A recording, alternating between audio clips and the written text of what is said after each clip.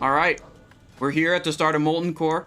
This is this guild's first try on Heat 3. I am main tanking on my rogue, so let's send it.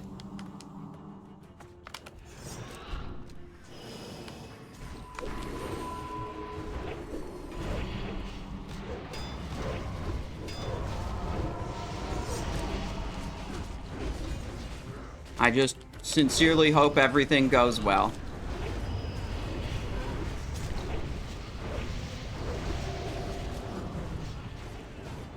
Massive threat lead. Quick positioning.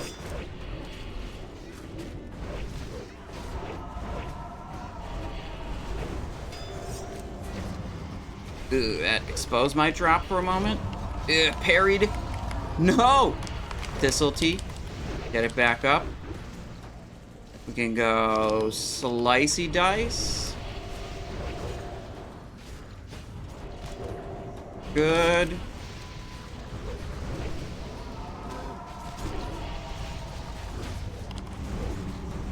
Yeah, it's a lot less. I think it's more than 50% reduction. Luckily, it largely doesn't matter if I have that debuff on me. It does matter if I have Blade Dance up, though. The curse, I have a huge threat lead. I just need to not die at this point, is all I need to do for this to be a good and successful kill.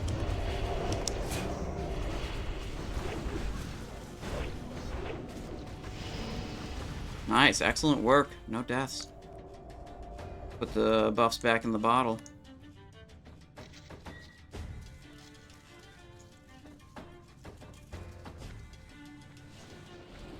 Sure.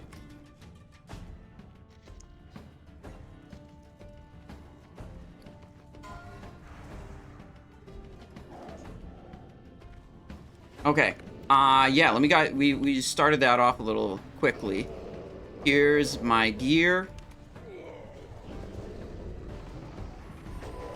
That's what we're using right now. What? Oh, yeah, sure. Just wait for these to despawn before. I will... Oh, yeah, that's fine.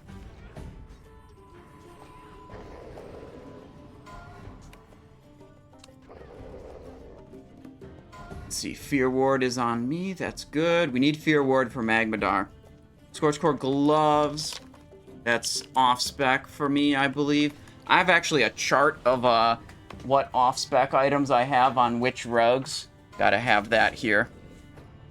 Gloves would be off... Oh, shit.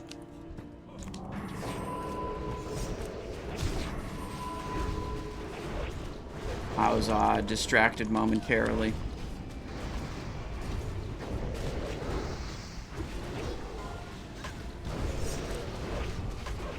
Okay, all that's good. I'm targeting Magmadar now to pre-stack my combos.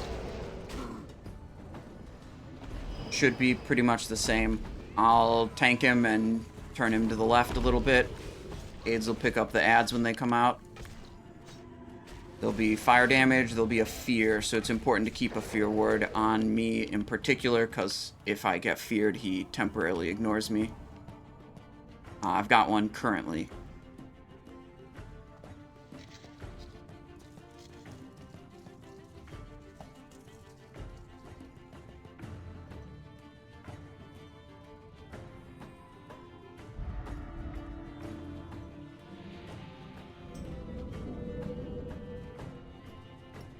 Sweet, sweet, sweet.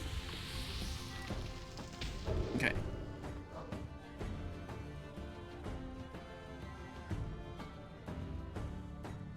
Still got plenty of time on our other buffs. Don't need to refresh those yet. You take no damage? Yeah, don't worry about it. It's rogue tank. We're going to take even less damage if those tier 2 tank set bonuses go live in the way they're looking. Like, you might literally take no damage during a fight if we get that 6-piece main gouge bonus and that doesn't get changed before it goes live. Alright, here we go. Magmadar time. Also, here's my talents. I didn't show those at the start. Boom. Just like that.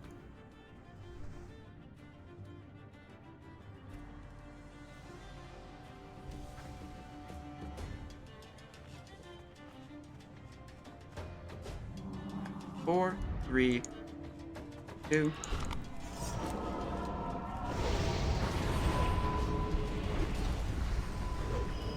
Nice. Nicely positioned. Blade Dance is up. Adrenaline Rush is up. Let's just evasion, because why not?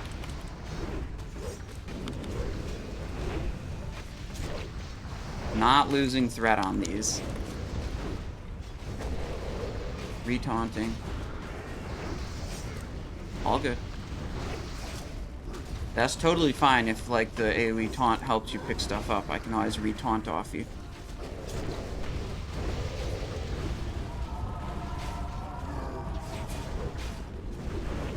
Oh, I did forget to expose armor, though. Damn. Okay, I did almost everything right that time. Chillin'.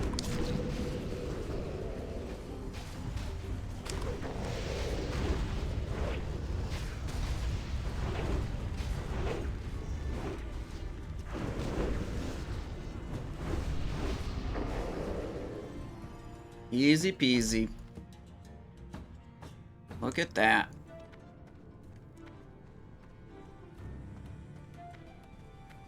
Yeah, look at that. 2000 DPS as tank.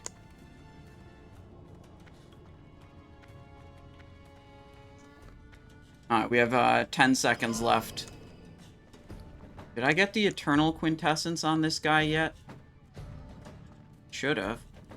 You might have had a damage over time effect on yourself that interrupts your booning.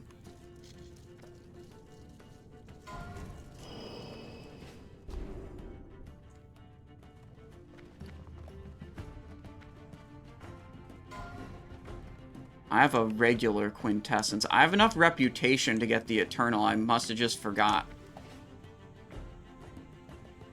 Scorch Core Leggings would be off-spec for this character. I've got all the main-spec tank pieces already.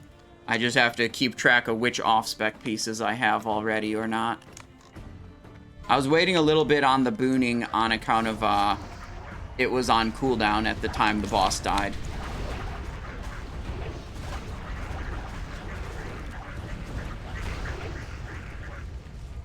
Whenever you, switch gear, it clears out your Blade Dance attack power bonus. So you can't put up a Blade Dance and then switch gear with, like, a Poison Knife pull thing. And I absolutely care more about having that Blade Dance up than any Poison Knife weapon swapping shenanigans.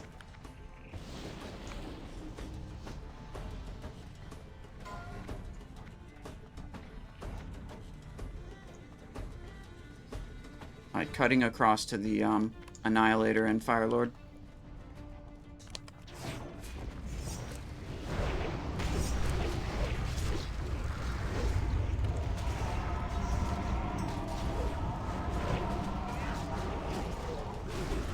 Bro, Feral Druid just does way more threat than me. But I feel like my damage taken per second is, like, ridiculously low. I do enough threat on bosses to hold them, and then I just take actual no damage. Like, I bet there were damage dealers who took more damage than me just to, like, standing in fire and getting fire debuffs than I took on Magmadar main tanking it.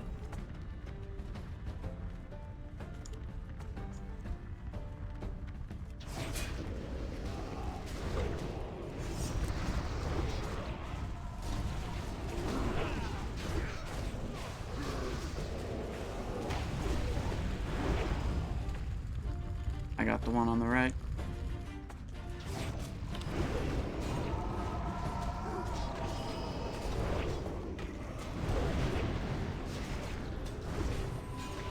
Been a while since I watched. How are you, Notorious B.I.G.? Hello. We are main tanking Molten Core Heat 3 right now. This is this guild's first try going into Heat 3. We smashed Luciferon. We've smashed Magmadar. It was great.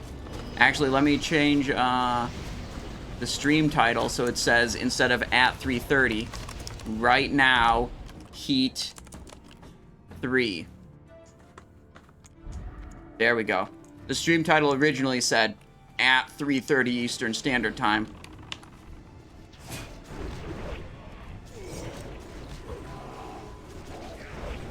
Sure. No problem.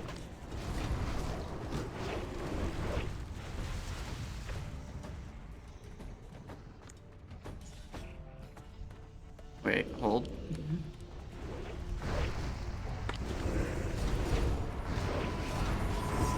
Alright, these Annihilators, they reset a lot. I'm not going to be able to control them.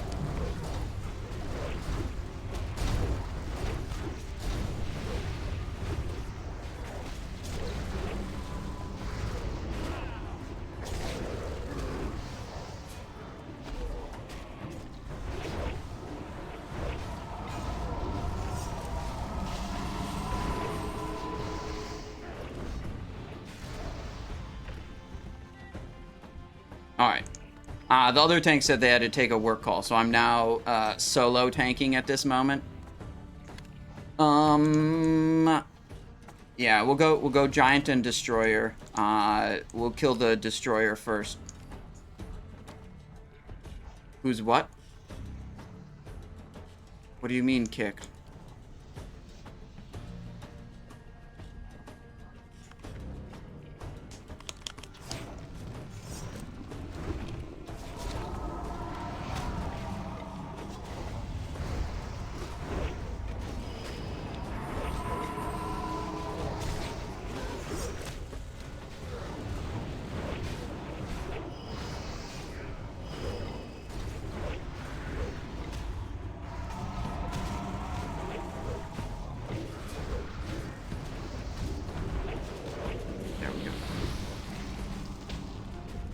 I got it covered on bosses, so probably not important on trash.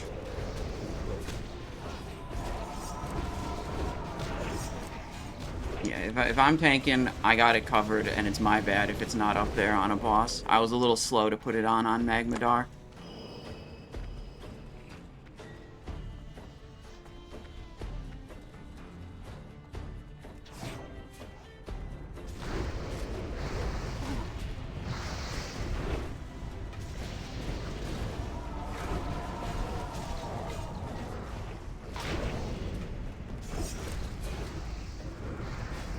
Did you say we're clearing all the way up to Garr trash? Baron. Okay. Alright, this is going to be another Destroyer first, so please don't go on the Giant too hard.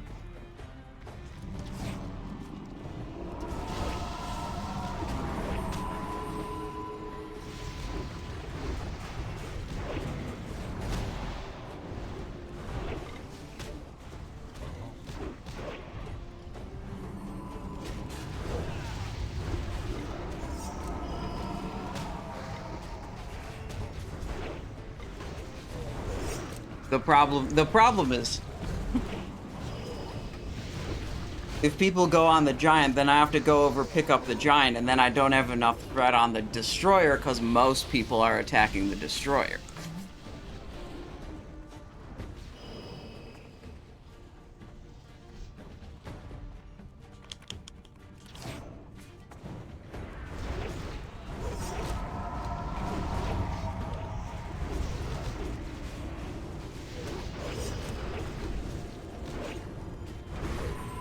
Alright, very good.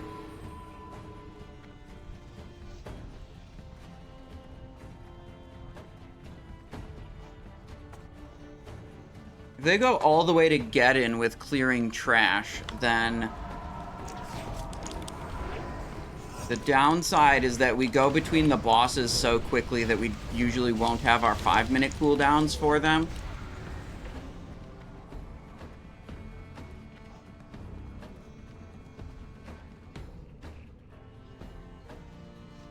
Yeah, Garth, that's too many globals after aggroing the boss. I get that you can theorize an extremely complicated rotation that takes multiple globals, that avoids the problem of a Blade Dance, you know, attack power removal, but that's just not functional, really. Like, I need... The first few globals are by far the most important. I need to be hitting high damage abilities every single one of those globals. To, you know, get and hold threat. Poison Knife is not an ability I want to be, like, hitting, really. And I don't want to be pressing a Slice and Dice in the first 5 seconds, either. You know, that is not a high damage ability.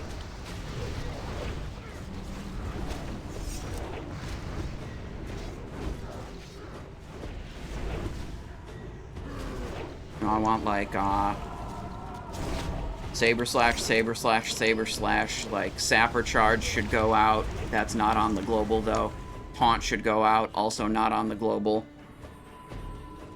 Mostly just Saber Slashing a lot.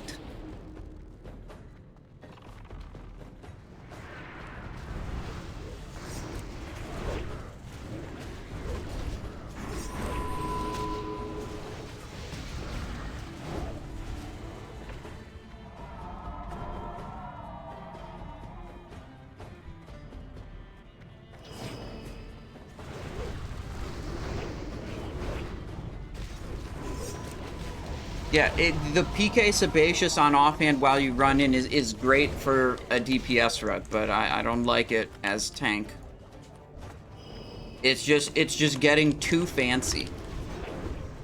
Just trying to be too cute, trying to do too many, like, little complicated things that, like, ultimately aren't important to your goal of effectively tanking the mob.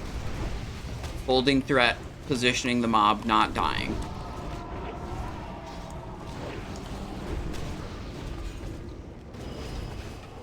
You gotta keep it simple.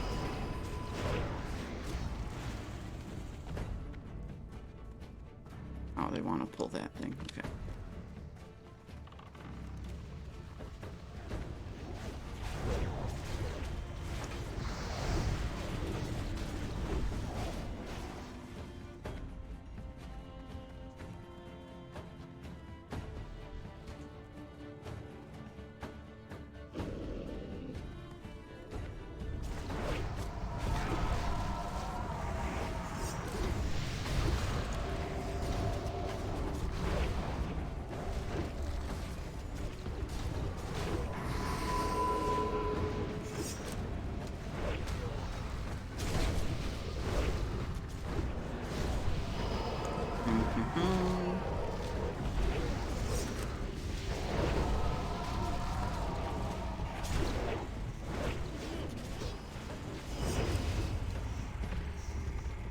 All right.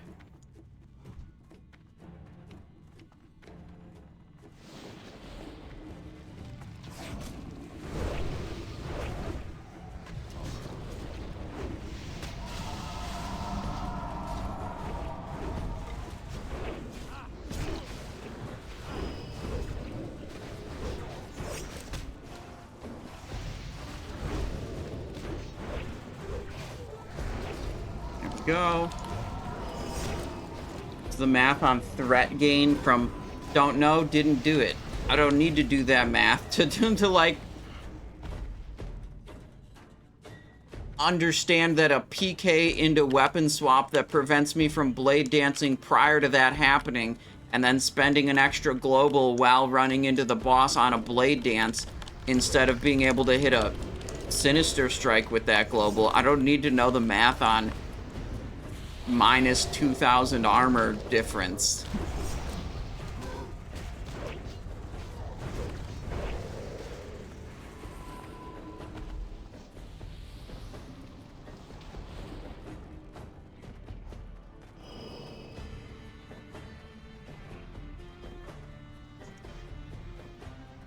What?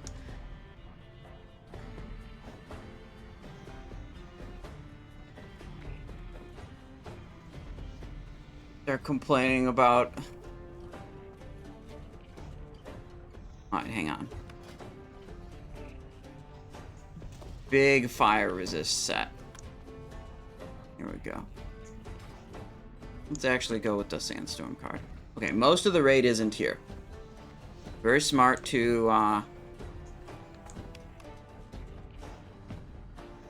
wait for the raid to get here before you pull a dangerous pack like that.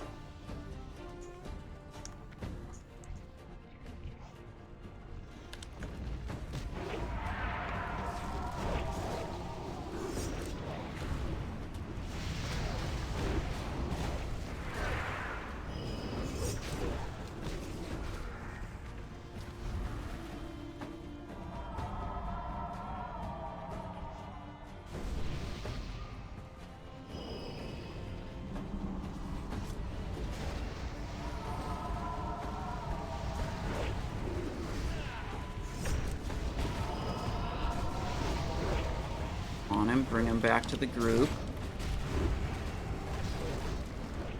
There we go.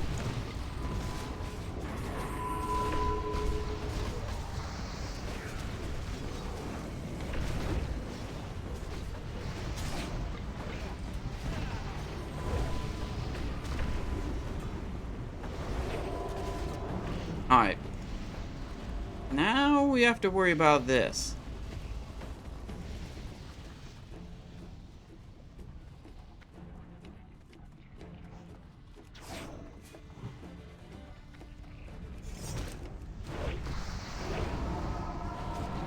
Ooh, stun. Big stun. They're all dead.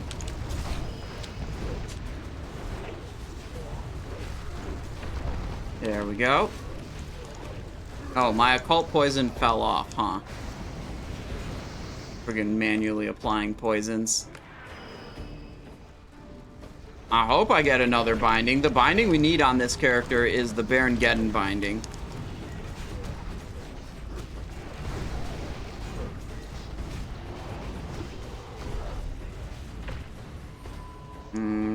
Wait, not sebaceous. Occult poison. There we go.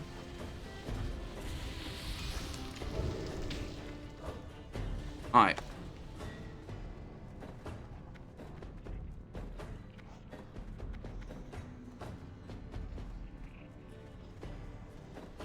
I would suggest for Gehennas we do the nice and easy strat where we actually kill the ads. Because every other time we've had a questionable success rate when we ignore the ads.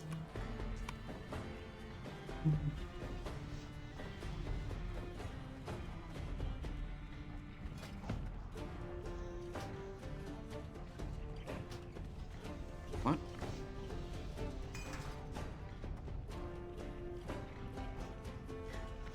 Alright, so for this one, I'm going to run Occult and Sebaceous, because I'm just going to Fan of Knives spam. Unboon. No, we unboon and we AoE the ads. We kill them. We kill the ads. Everyone faps on the run-in.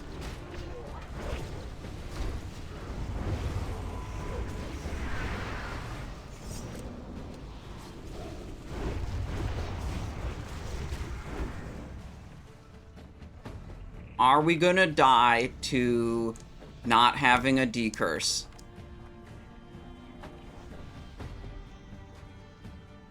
Let's get some 10-minute buffs up.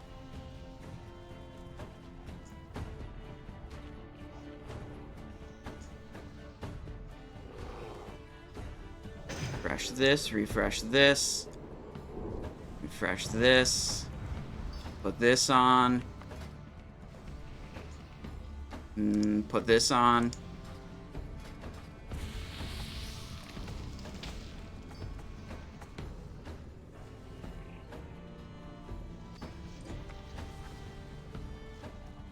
Yeah, AIDS, I will be AoEing to put debuffs on all of them, so I might have threat on some, but I'm going to just primarily try to be tanking Gehennas, and you primarily try to be tanking the ads. Yeah. Okay.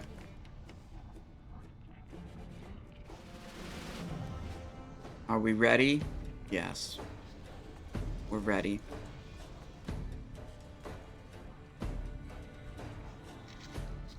Unbooning. Wait, what? Oh, we have an offline. Oh, no.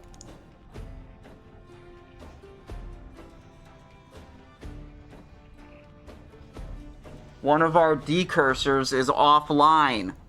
Damn it.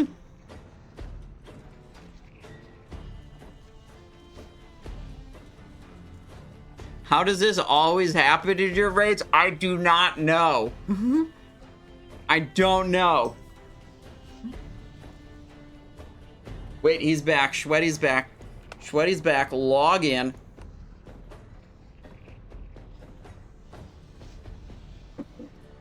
Okay. Unbooning.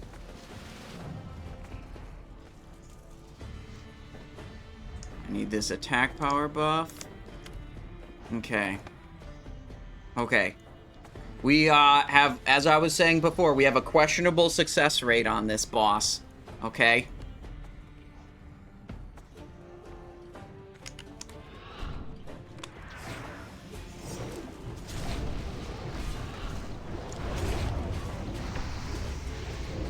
Ooh, I don't have Fan of Knives rune. Okay, well, that's not smart.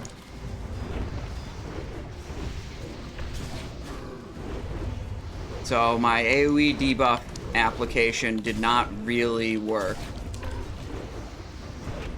A big threat lead here. Pulling boss away because the FAP's over.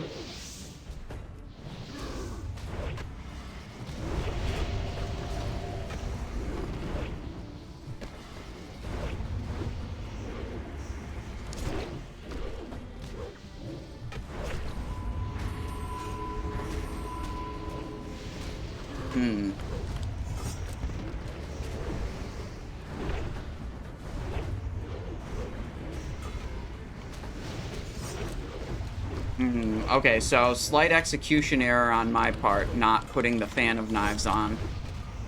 So that didn't...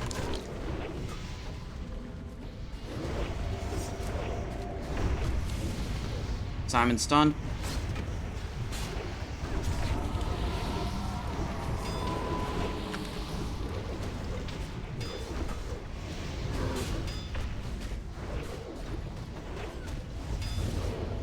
Simon stunned again. Thumbs down.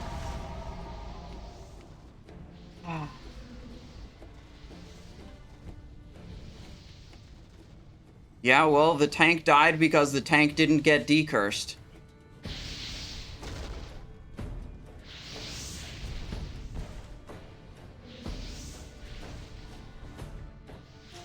Because last time we did that, we had a very bad success rate. Yeah, I get that, but I'm telling you, I'm getting that you're...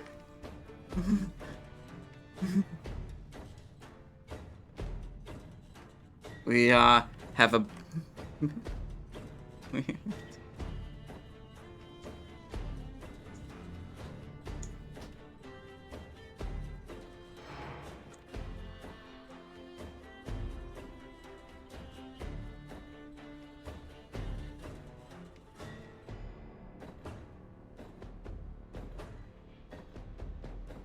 Damn.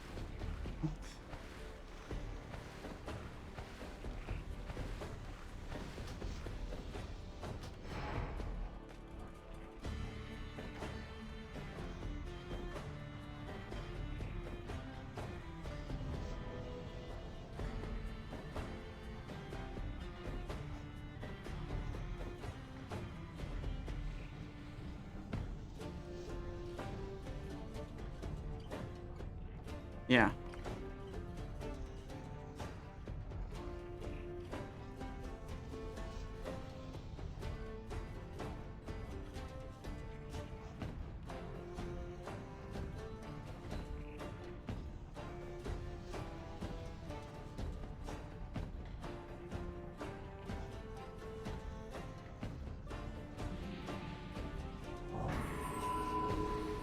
Alright. People are upset.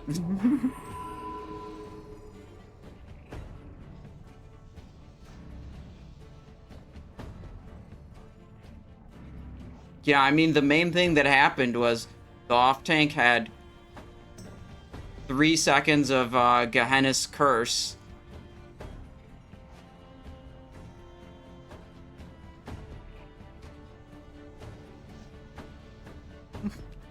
Every fucking week, dude, a tank dies because they don't get decursed. That's literally how we fail this boss every week. Every time we fail it, it's because a tank didn't get decursed. And then they die because the curse prevents all healing.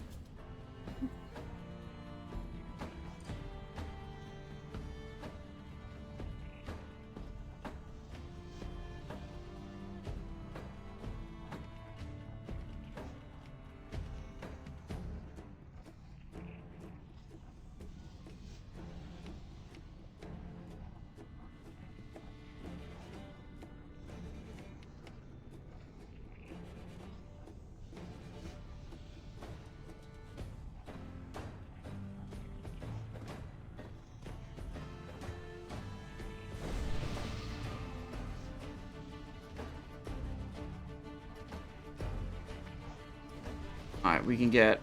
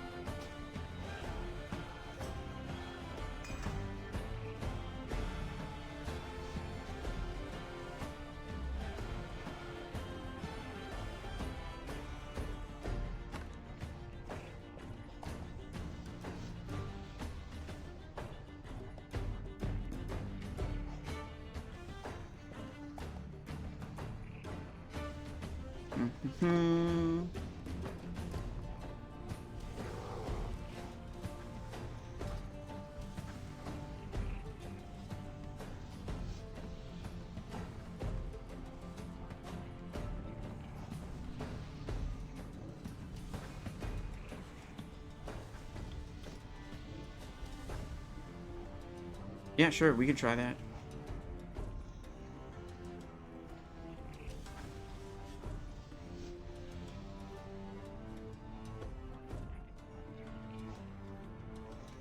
Yeah, I mean, I don't know. When it seemed like when we killed the ads, I don't know if it was last week or the week before, it was like a super smooth kill.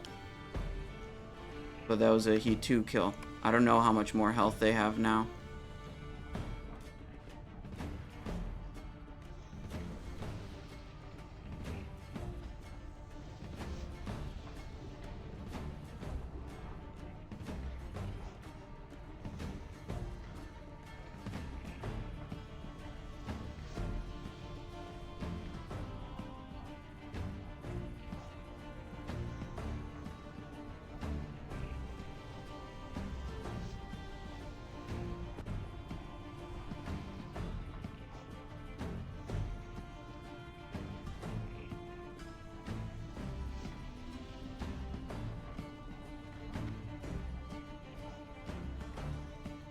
Alright, we have Fan of Knives now.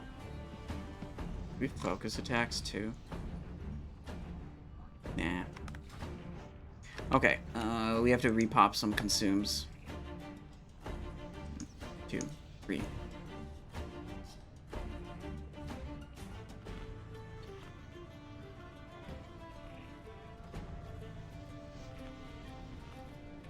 Little Juju action, yep.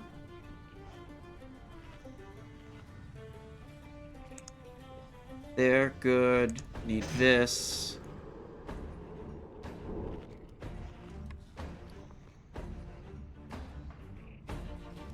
Fire protection is up.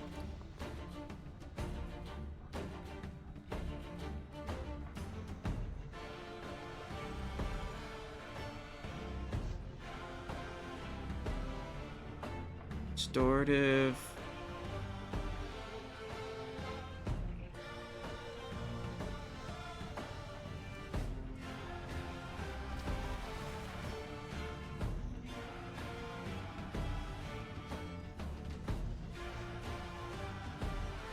Mm-hmm. Do. We gotta rally. We gotta rally the morale.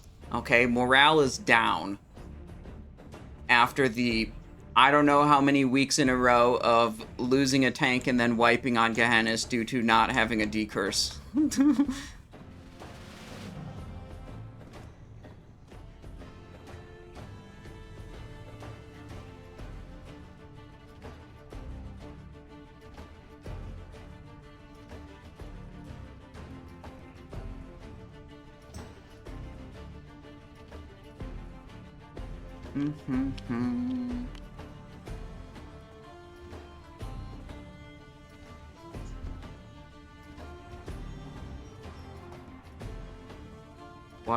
Why did you ever leave Molten Core? Oh.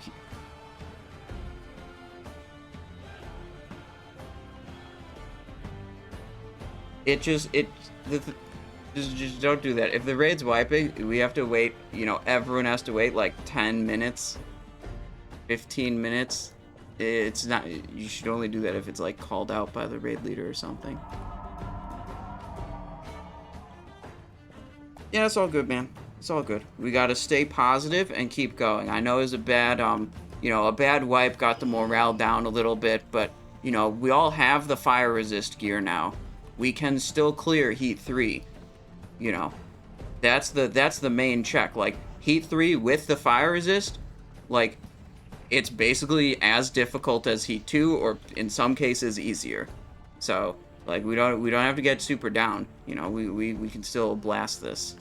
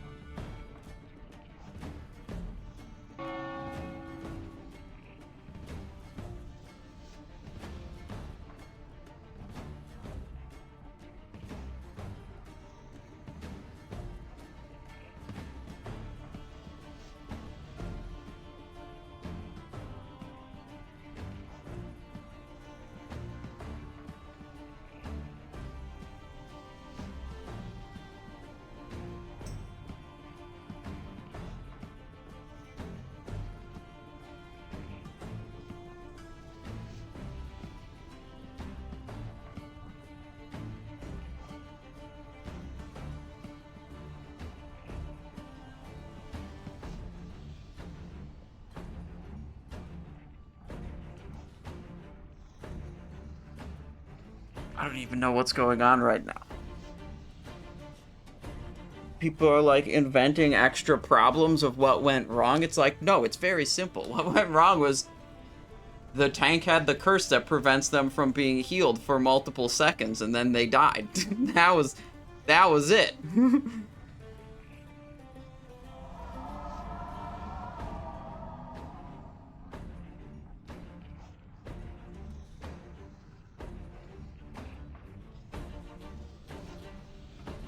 100 decursed and killed themselves twice. Why don't they? I mean, at least they're. Look, I would rather have that happening than.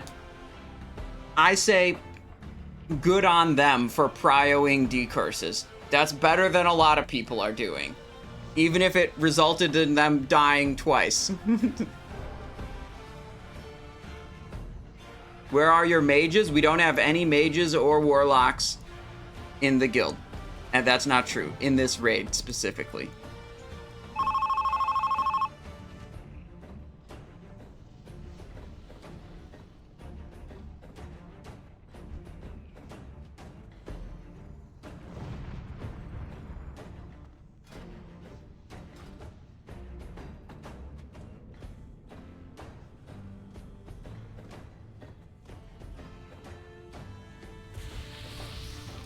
Yep.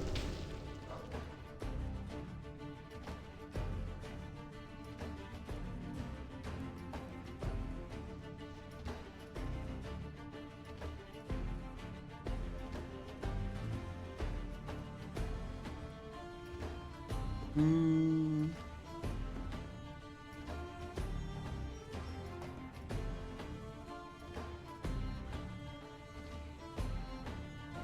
Making sure everyone's ready, checking. Ready. Sweaty, not ready.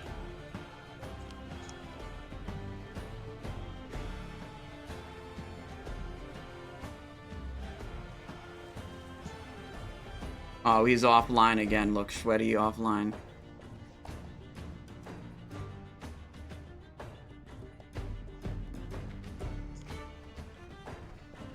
Offline, unfortunate. Probably he'll be back in a moment.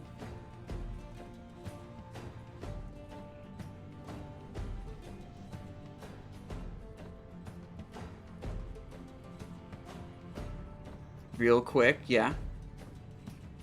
Don't worry about it. He'll be back, surely.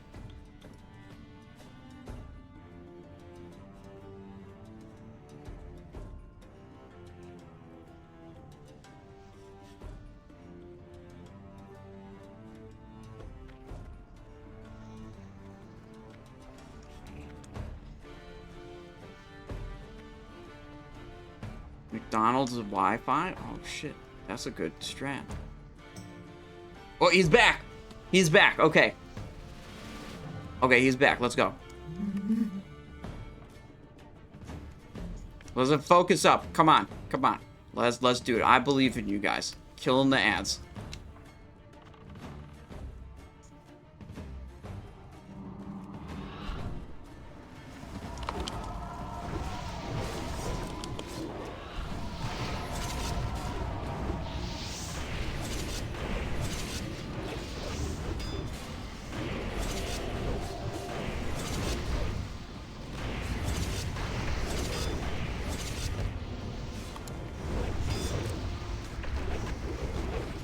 Pulling boss out a little bit.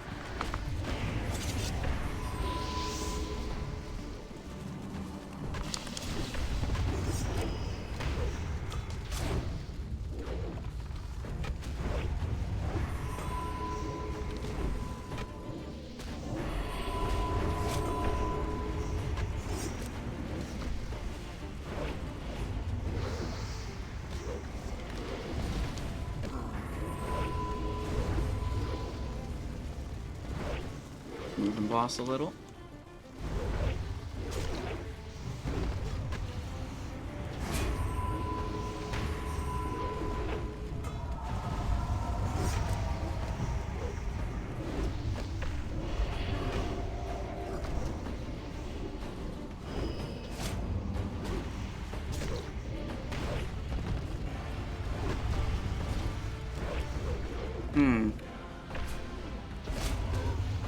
Maybe it's a Heat 3 mechanic that these ads take less damage. They're saying they are taking reduced damage.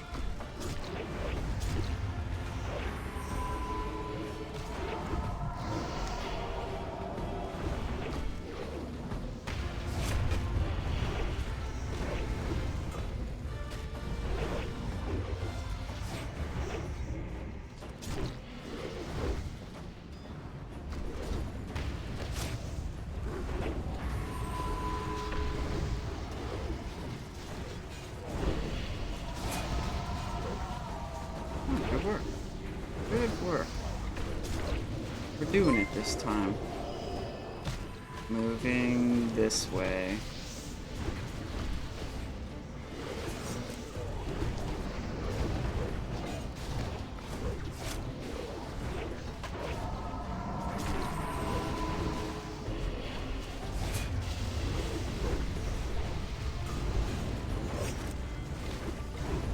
Ooh.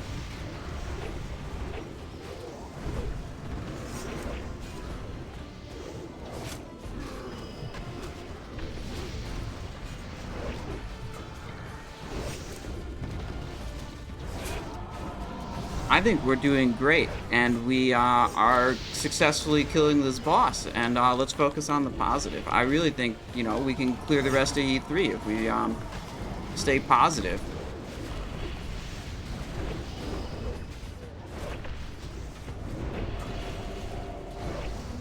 Look at that, we just got him down. The claw dropped!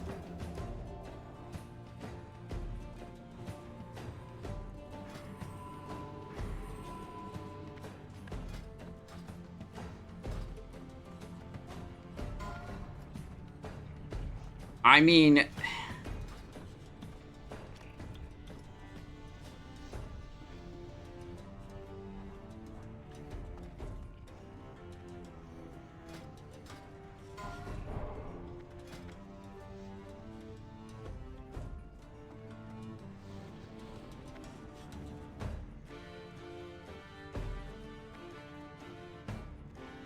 Yeah, this claw is getting nerfed when the patch comes out.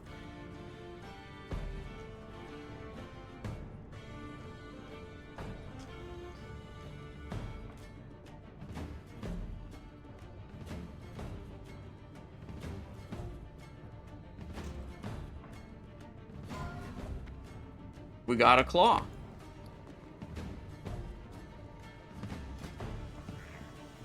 Sweet. Hog damage. Love from Lemon less than 3. We'll hold on to this if something changes. But for now, it's a very good item. And we'll probably have good uptime on this effect anyways as a tank, because we get a bunch of extra main hand swings.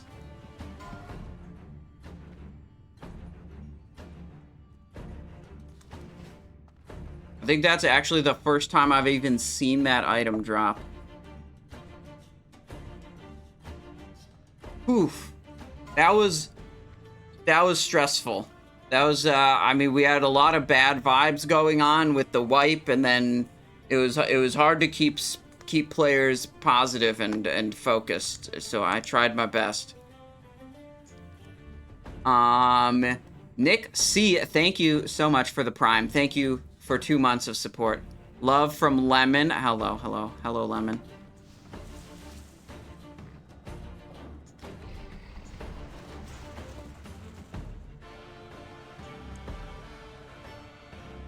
The Molten affix just makes it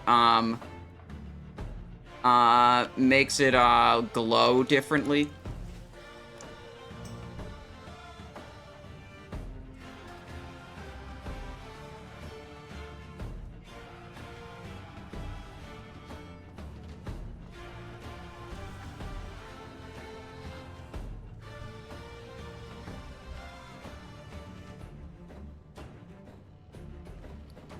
See, we should cleaning cloth, main hand, all poison there. Yeah, last week I tried to do a kind of cutesy positioning on this boss that I kind of fucked up, and then I died, so I'm just gonna have him my back to the wall, simple, keep it clean.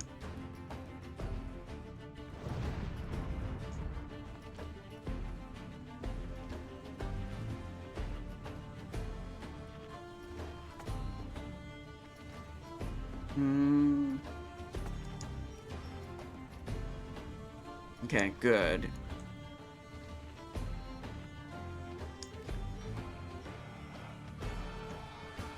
Okay.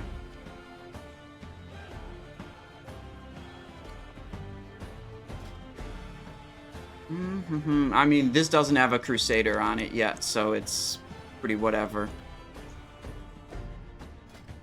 I'm ready.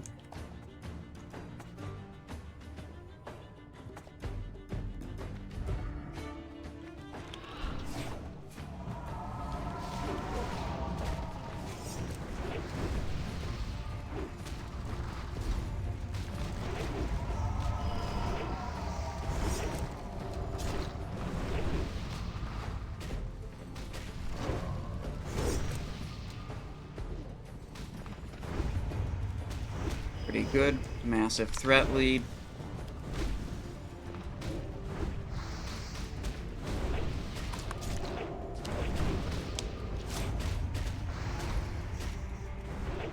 Had a little knockback there. I'm gonna recenter myself.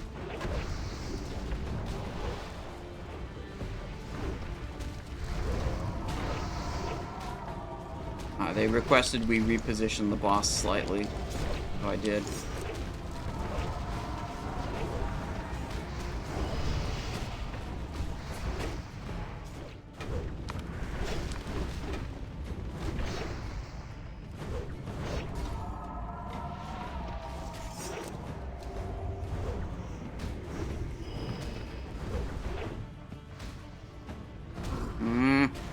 Expose armor dropped slightly. My combo points from Honor Among Thieves didn't come in as quickly as I expected them to.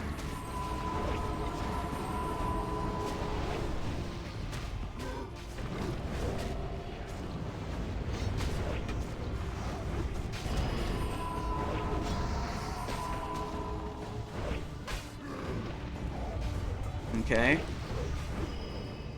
Top 4 strongest DPS classes in Season of Discovery? Well, Rogue's one of them. Warriors, once they get a lot of gear, are really good, but they're kind of potato and bad until they're, like, super geared.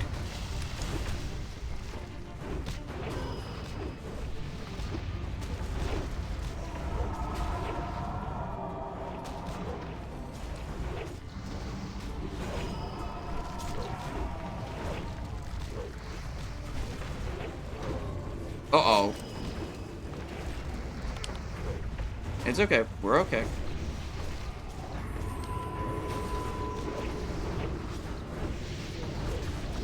Repop my Stone Shield potion.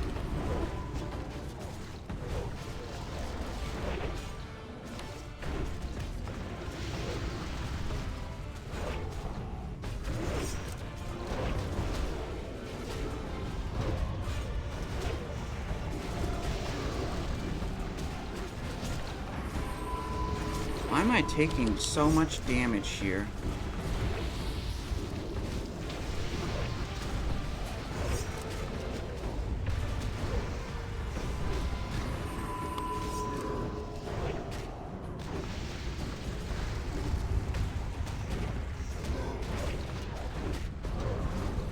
Taking big hits.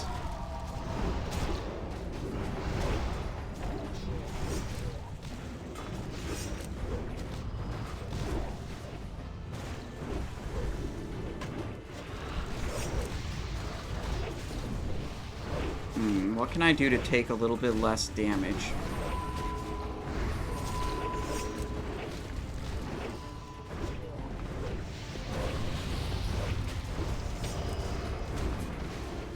Wonder, maybe he dispelled some important defensive buff?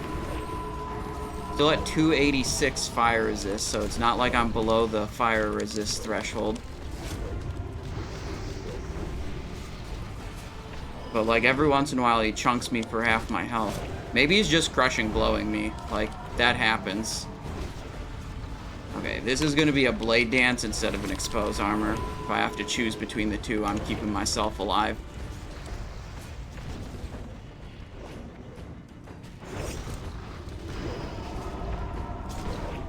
Oh, health got low there. Got these magmas.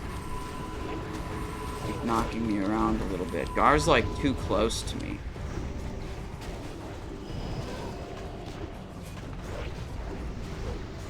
Did not, damn it.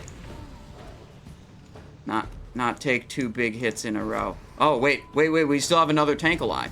It's not over.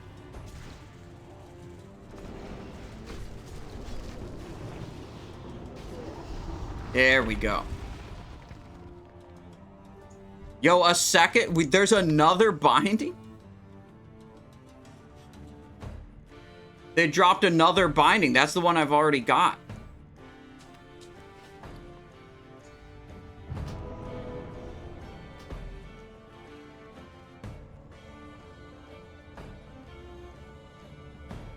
Yeah. That's the same one. Yeah, same one as we already got.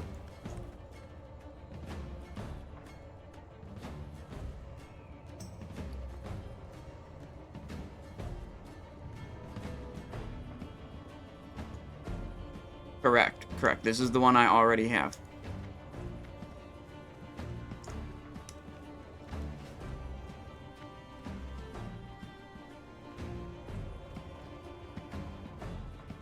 Poof. That was tough, but we got through it, so good work. I think what happened is like a shaman went down and a group lost their resist totem and then an explosion happened. Ah, just blew up on the raid. Okay.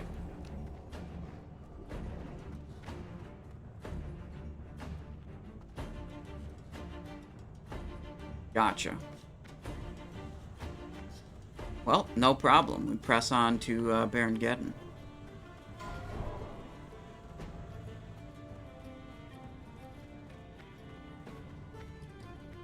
I believe we're all clear up to Baron Geddon. I'll go run up and double check.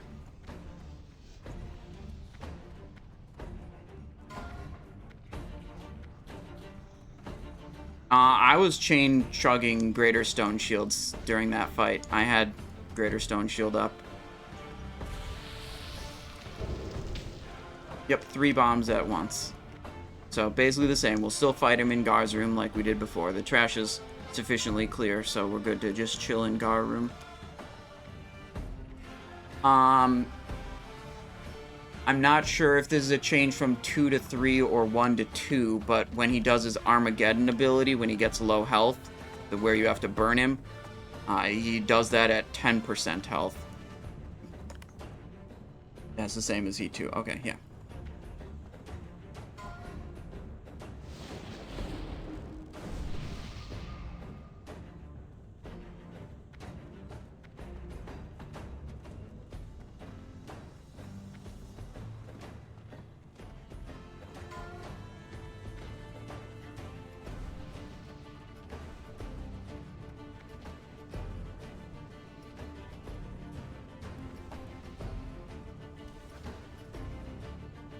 All right.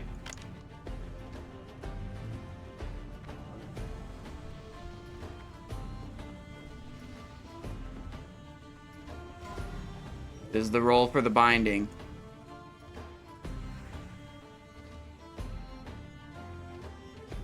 Only one person thinks they have the juice to craft it.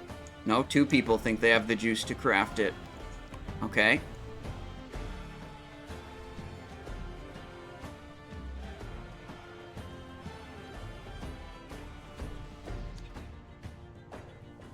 Nice, going to Warrior.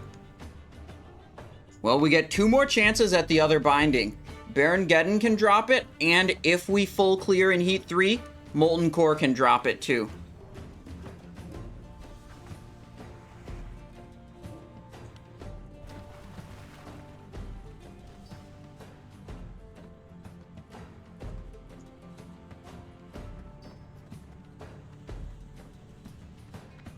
Uh-oh, our other tank's offline.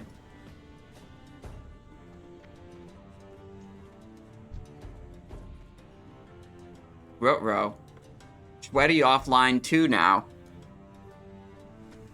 When did Sweaty go offline? Did I get a raid? Sweaty offline when the roll started. Sweaty's back. Okay.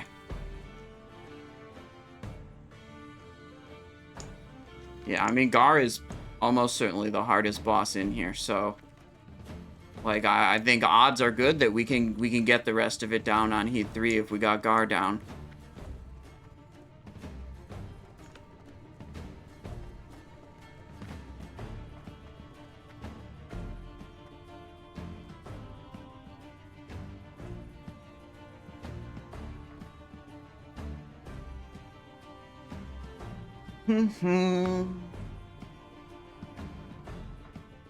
Yeah, when the ad dies, it does a big explosion. So, like, when it gets low health, you gotta get away from it.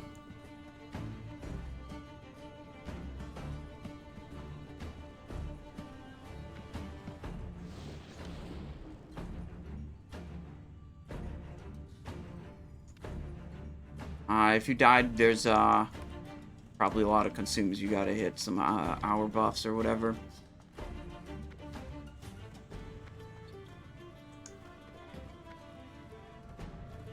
Oh yeah.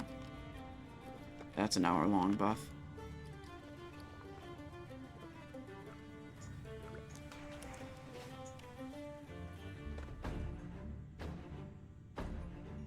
Fortitude elixir. Yeah.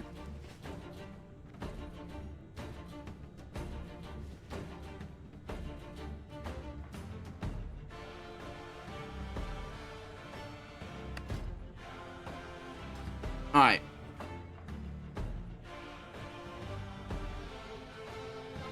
Bombs down bad still. Well, I don't know. I don't know what happened to our off tank. Wait. Ah. He's back. He's back. The internet got screwed.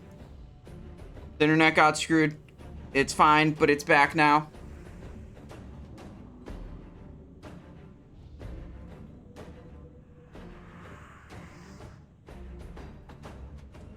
No, dude, we gotta stay positive. We got the most difficult boss down without world buffs. Dude, we're so in it.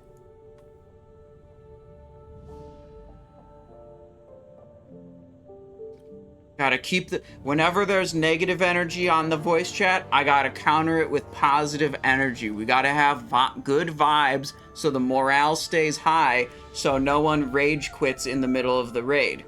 Okay? This is the real challenge.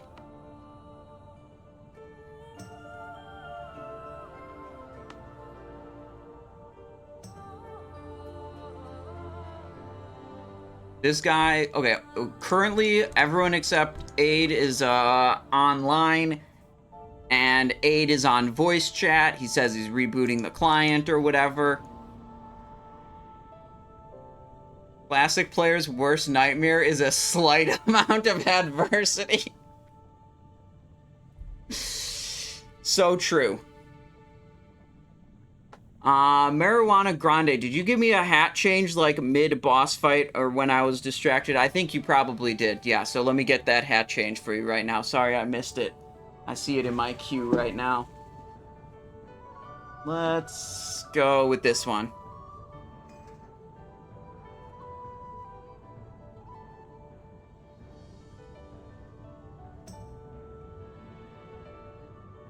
We're all back. Look, everyone's online again. Look at that.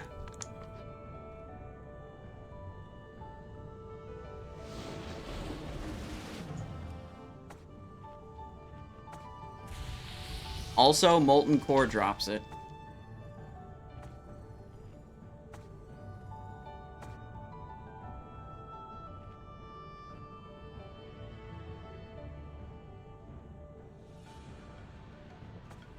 Boom.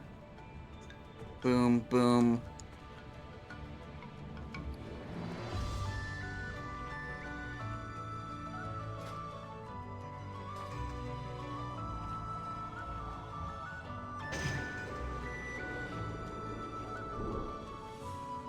Okay. Everything's popped. We're in a Giga Fire Resist set. Plenty of duration on Occult Poison.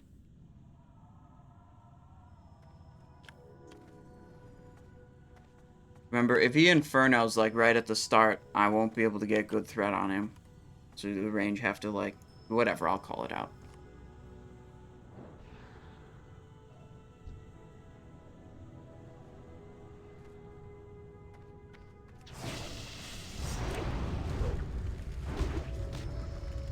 Threat is not good. Range DPS, please chill.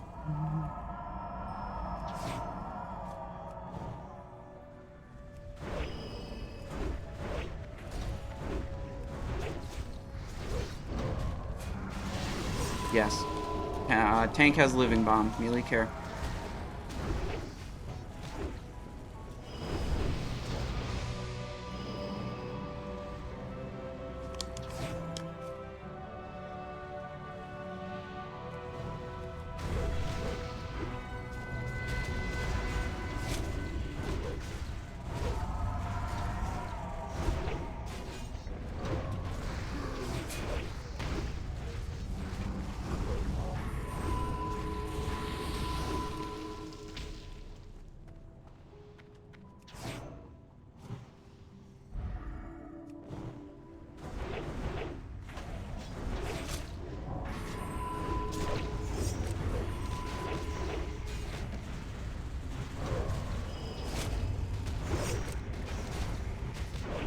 Okay, looking good so far.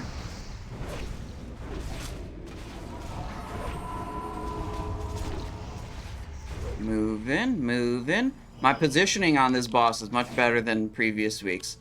See, I'm dragging him intentionally at a little angle here. And then turning so the melee have his back.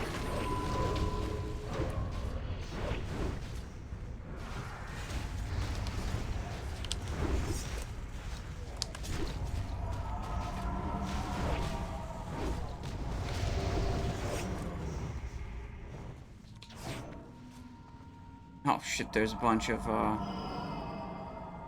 shit stains over here.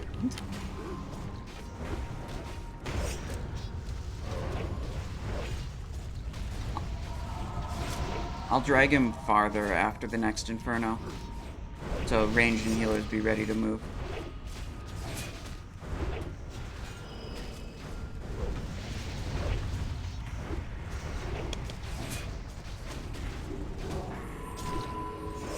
Moving farther this time. This is where I'll be. If you're in range of me now, you're good.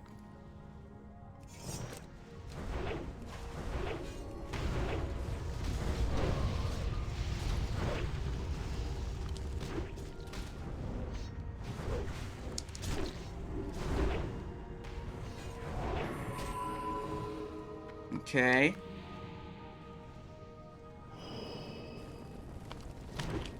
Tank.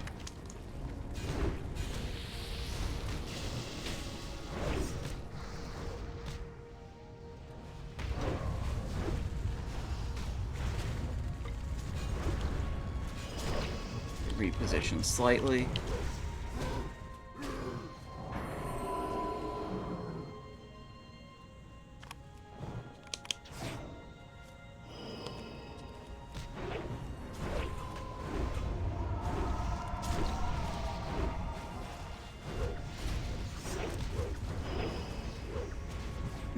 This positioning isn't the greatest.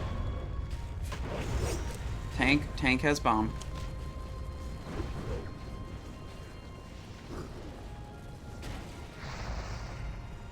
It's gonna hit.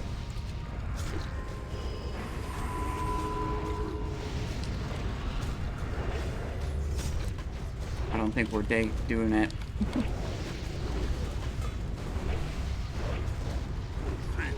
We got it. It did explode.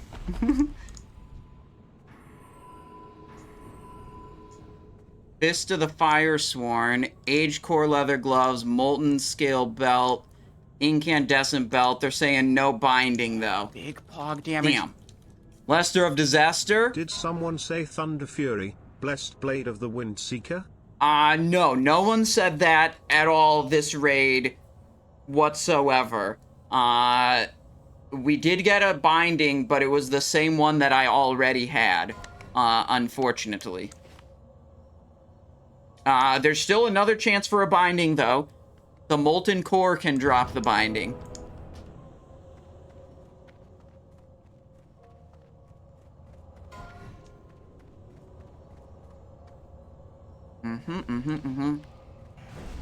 Okay.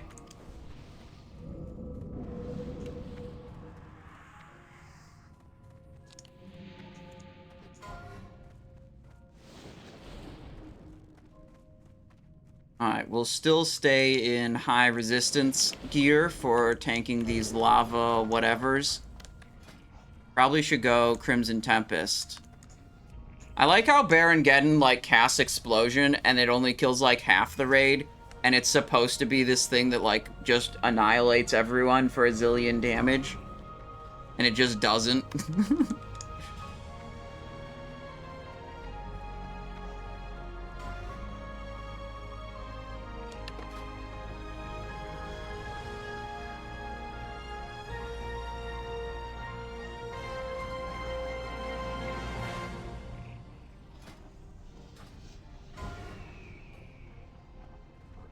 Boom.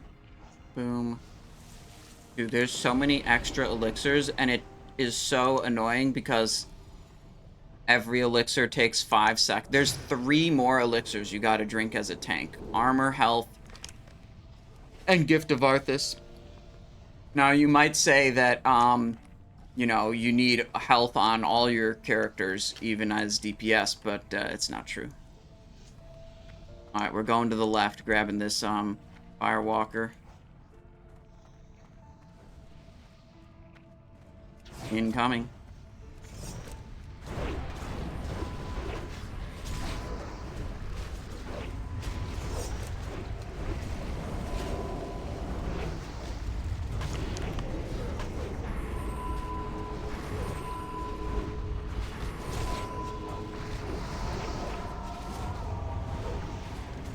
Alright. Pretty good. Yeah, I do kind of like the gold look on the Night Slayer. Alright, another lava pack coming around the corner. Pulling it back.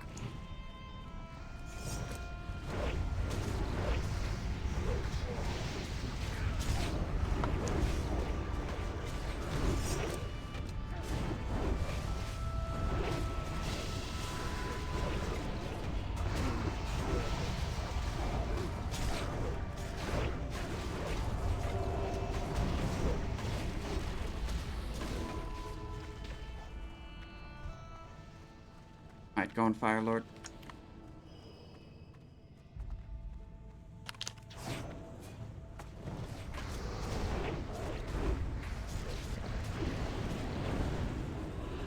Okay. I'm pretty hype about that claw, dude. I was a little hesitant because I was like, nah, dude, for sure the Thunder Fury is going to drop. Then I'm just going to not care about having the claw, right? We got a lot of stuff. Focus up.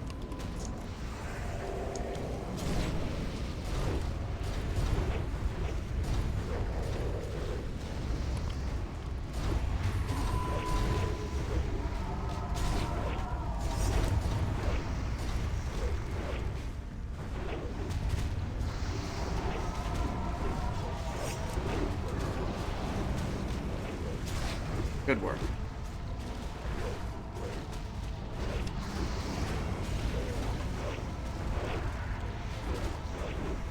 There we go.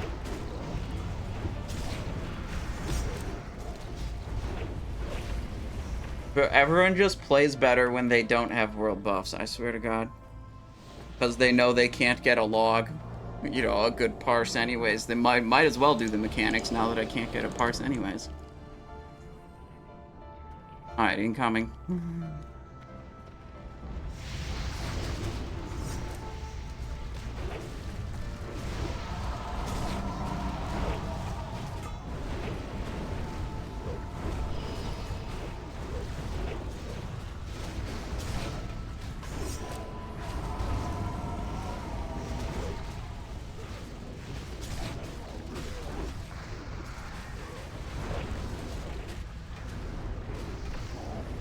Fog.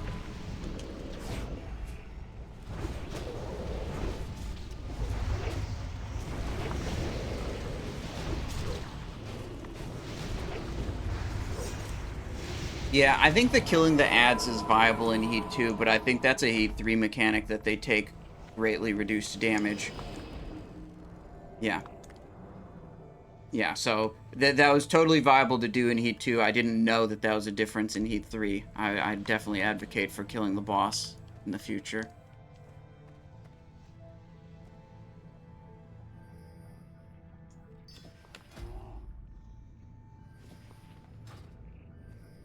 Sure thing.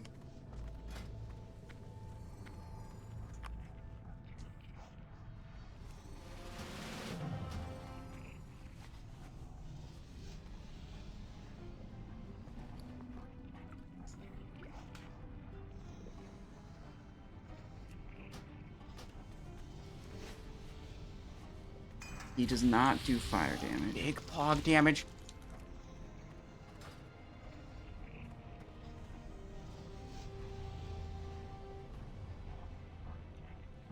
Alright. Yeah, if we have we have 0 mages, so there's no... Oh, we have shamans that can fire reflect too. The bad thing is when a mage reflects a living bomb and then it explodes on the whole raid. That's the big problem.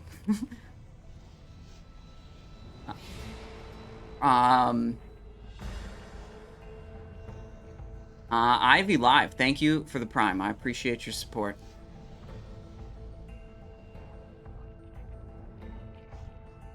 Lester of Disaster, I remember I read your message, but I'm not sure if I thanked you for your 31 months of support. Thank you very much, Lester of Disaster, and welcome to the stream, Ivy Live. When I'm main tanking the raid and trying to rally the morale, I am, you know, I do my best, but I am sometimes a little distracted. Here we go.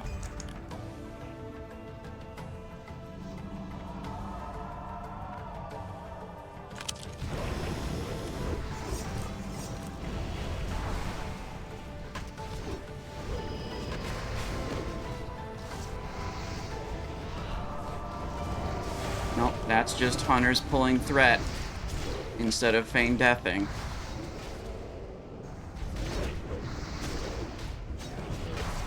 Did he just reflect my...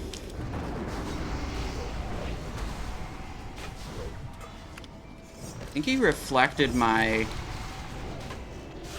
sapper charge. Like, I had to run... God damn it. Losing threat while I'm still trying to position the boss is the most tilting thing ever.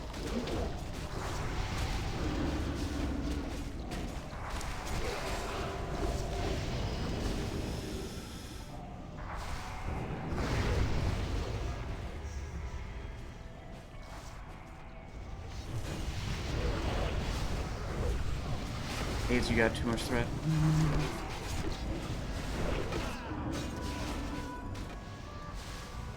He is not positioned right.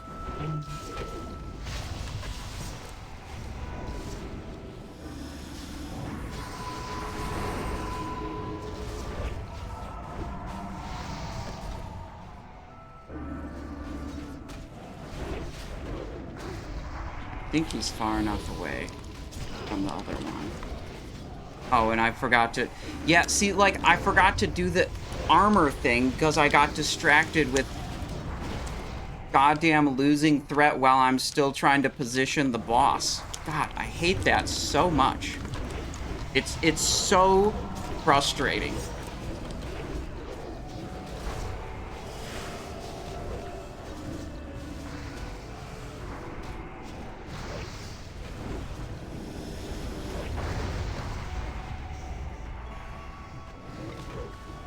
We got it anyways. What do we got? Scorch Core Bindings, Volatile Power, Heavy Dark Iron Ring, double Scorch Core Bindings. We can off-spec roll those. Good work.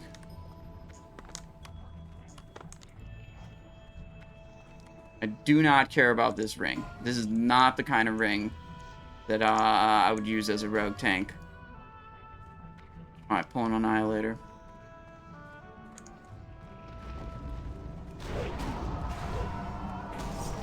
I got Lava Pack too.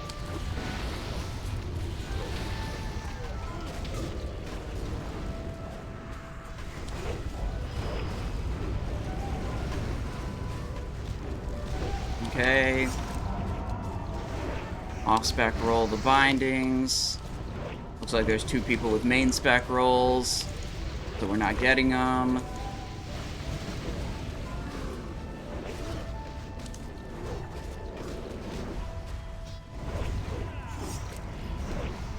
Alright, let's switch back to the runes we usually use.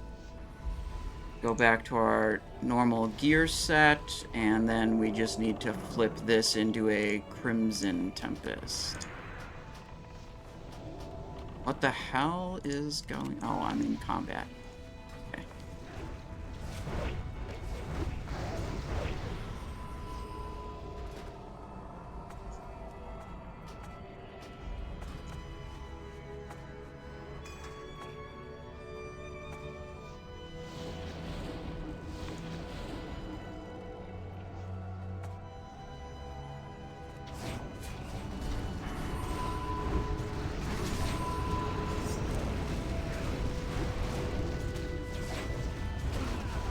And I did that Crimson Tempest without having my Blade Dance up, so it's a very low threat Crimson Tempest. That's why I cast another one right away. You have to have Blade Dance up to get this bonus threat on your AoE abilities.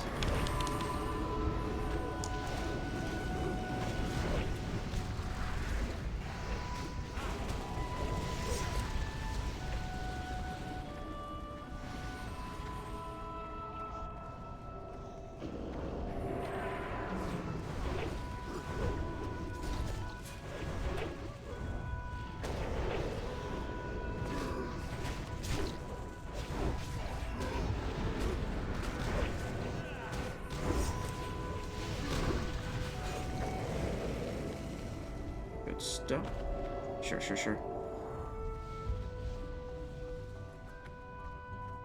Stay back. I'll bring to us.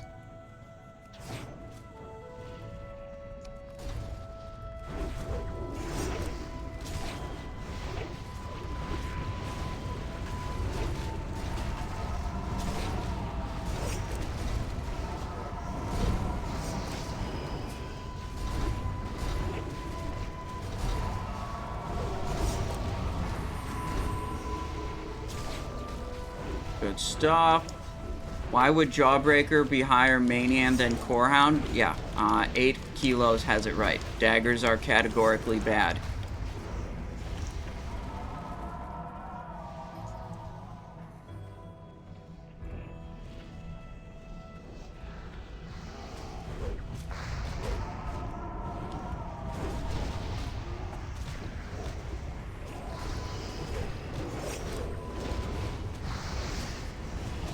You can get a more general rule that helps you in even more situations. If an ability does not specifically require you to use a dagger or provide a bonus for using a dagger, you do not want to use a dagger with it. It's because the game calculates calculates how much damage is added by attack power differently for daggers and non-dagger weapons. And you just get a worse coefficient. So anytime you can choose to not use a dagger, you pretty much do that.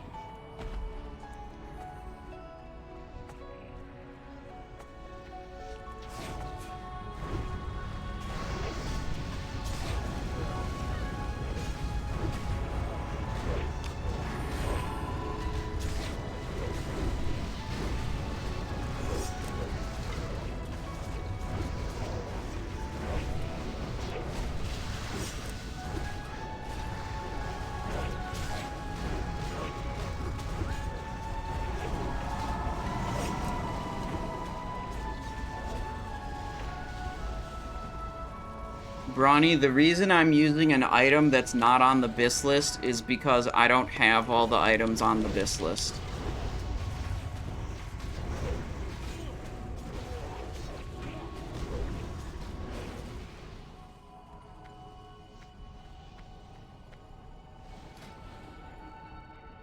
Oh, there's a dog in back. Yeah, he's right here. Let's get him.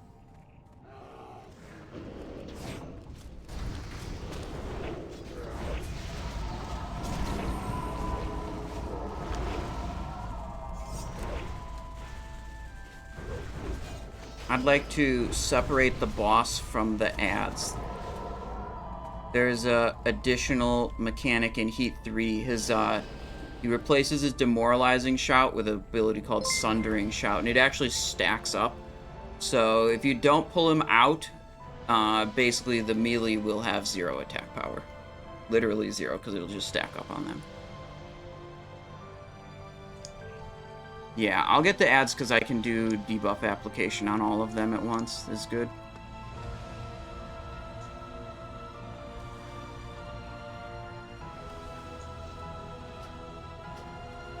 Yeah, the ads are going to come back and to the left, or towards us and to our left, like over here.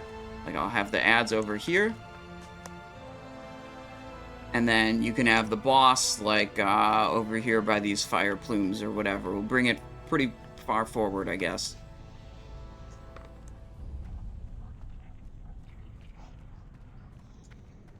Yep. Alright, spacious. Right there. Occult right there. Shuriken is mostly to help us on the pull. Because I just have a sneaking suspicion that this isn't going to go as well as I hope. We can focus attacks too. Okay.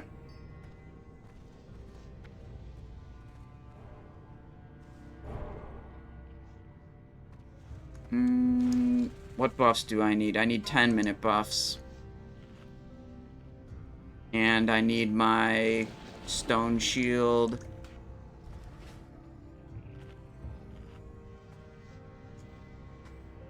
This. That's good. Should do that also.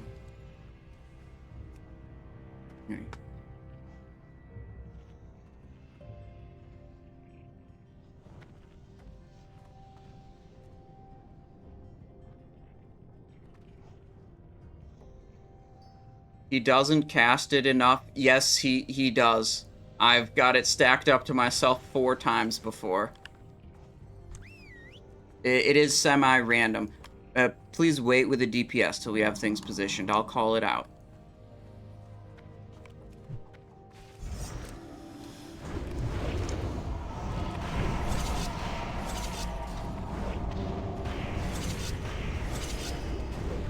Yep, good.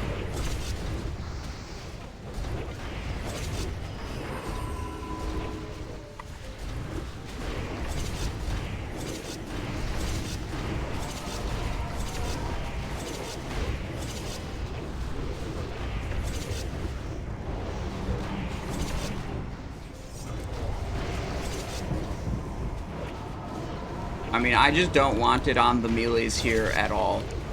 You know?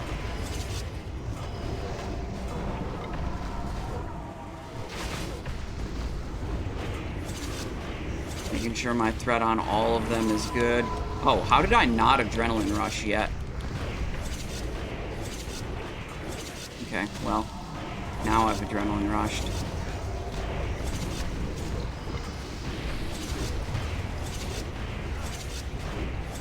We got the shout. Oh, fuck. Moving a little bit.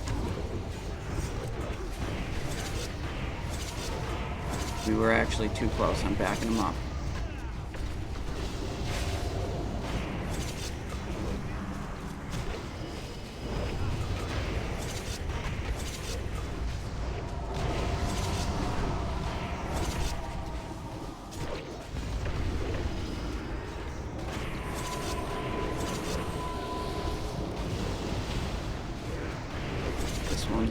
Threat one.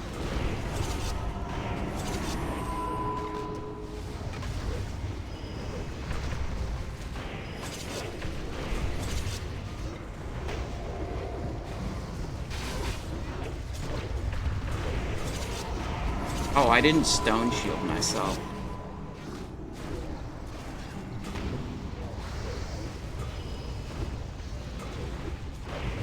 There we go.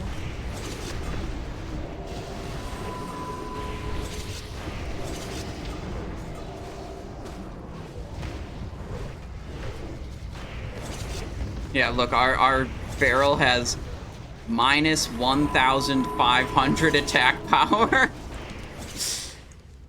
Good work. Yeah, see, that's... Yeah, you see that minus 1,500? That's why we separated them.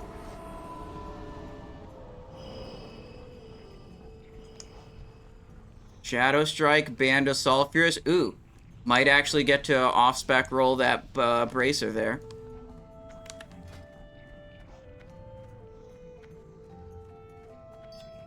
Okay, regular heat 3 arrangement. Poison knife. We're flipping all the runes back to what they should be right now, so I don't forget to do it later. There we go. Alright, moving on to Golemag.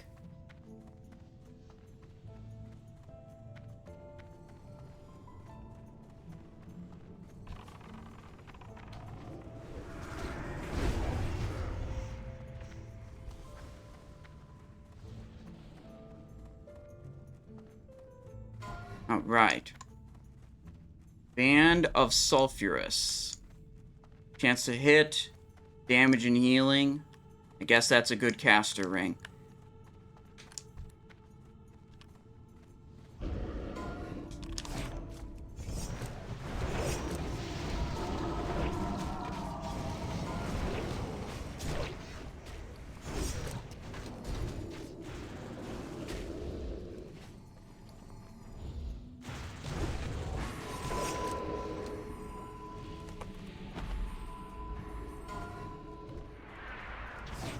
I was busy tanking. I almost missed that off-spec roll for that bracer. But we did just pick up the off-spec bracer there.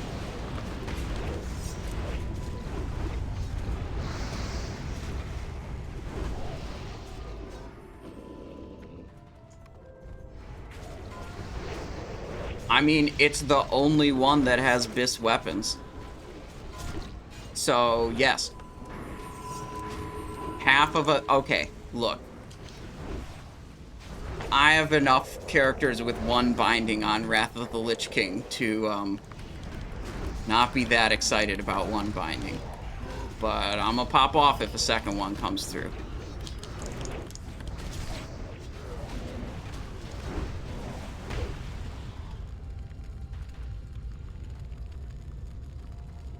Alright, going with the lava guys on the right.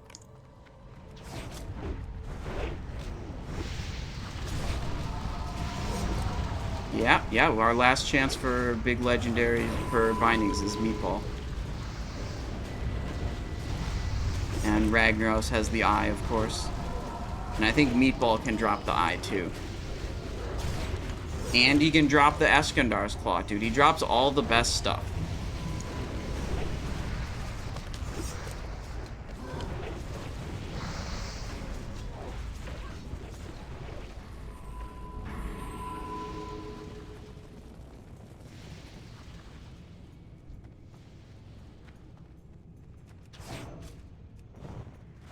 Oh, shit.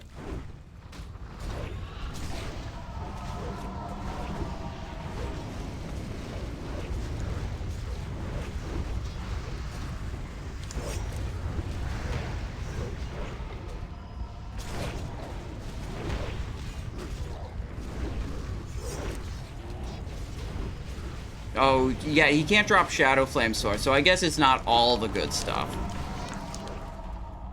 Lesdy, thank you very much for the Prime Gaming. Thank you. I appreciate your support. Hope you're having a great day. Alright, we got this. We got this. We got... Gotta refresh some 10 minutes.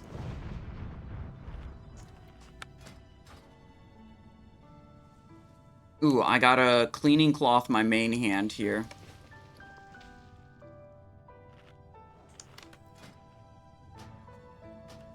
Yeah.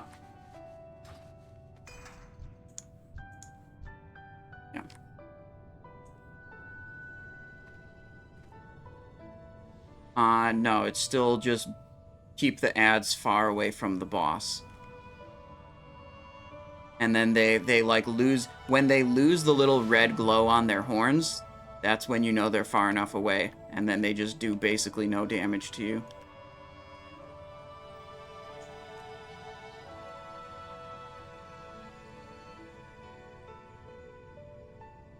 Okay.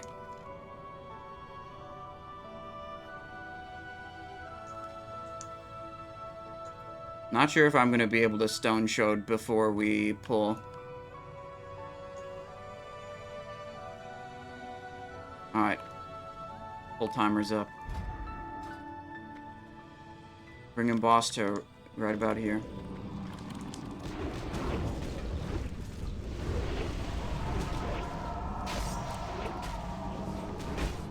Alright, this is where boss is going to be.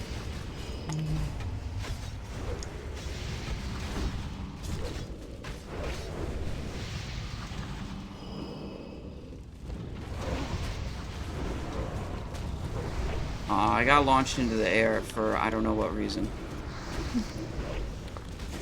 It's fine.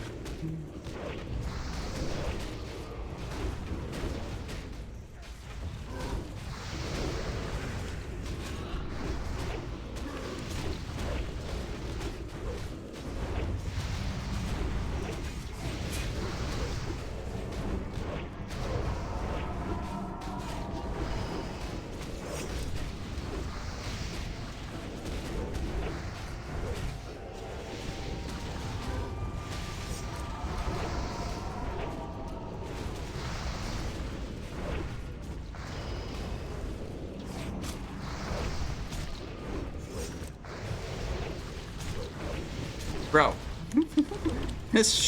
How many ruptures in a row did I cast there? Boss is dead. Magmadar's horn. Crazy. Scorch core chest. I will like off-spec roll that, dude. We just got the Eskandar, so we're not making that set. I need it for 3-piece? No, dude, I just got this.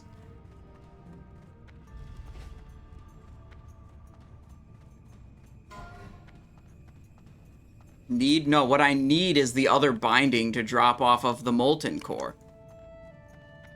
And then to win the roll.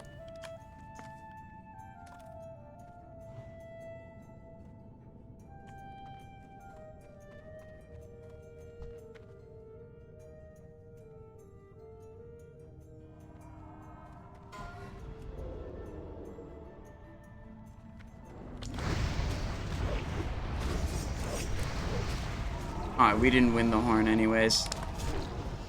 Who cares?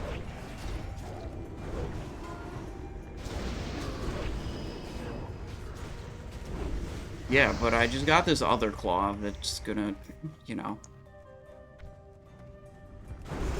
So I just off-spec rolled it, it's fine. I got another good necklace.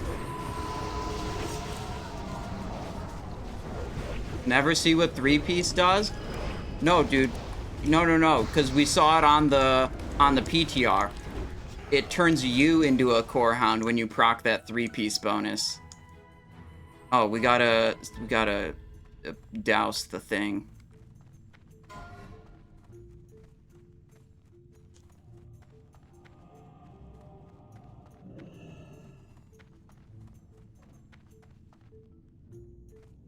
Alright, back to Sebaceous main hand and a Fan of Knives setup, and we're definitely running focus attacks for this one. 100%. Shuriken Toss. Sandstorm card. Fan of Knives. Do I have like a secondary specialization that has... No, I don't.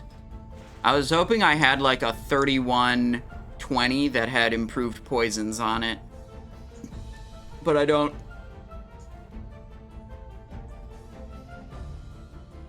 Hmm, 2 minutes on the Gift of Arthas.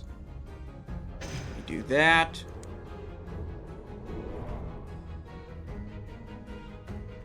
Hmm.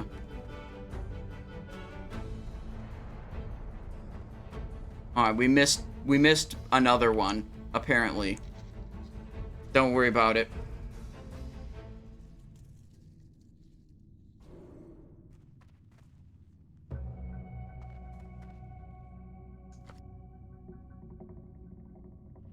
Classic conundrum. Which one did we not do? If you talk to the water elemental, here, I can talk to the water elemental. Yeah, you look at the one that it doesn't offer you to teleport to. Baron. Mag. Gehennas. We missed Gehennas.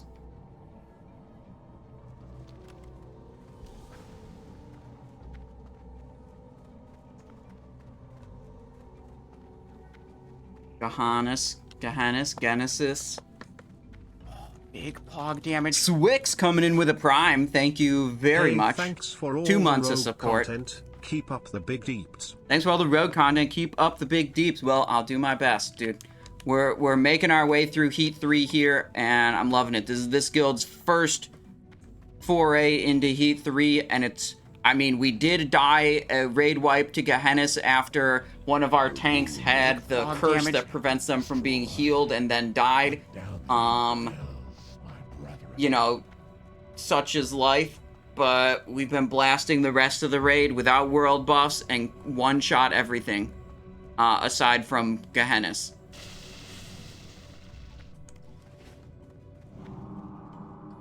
You be on the boss, and I'm just going to be doing as much AoE debuff application as I can. And if you can keep him near where I'm standing too, I think that's good.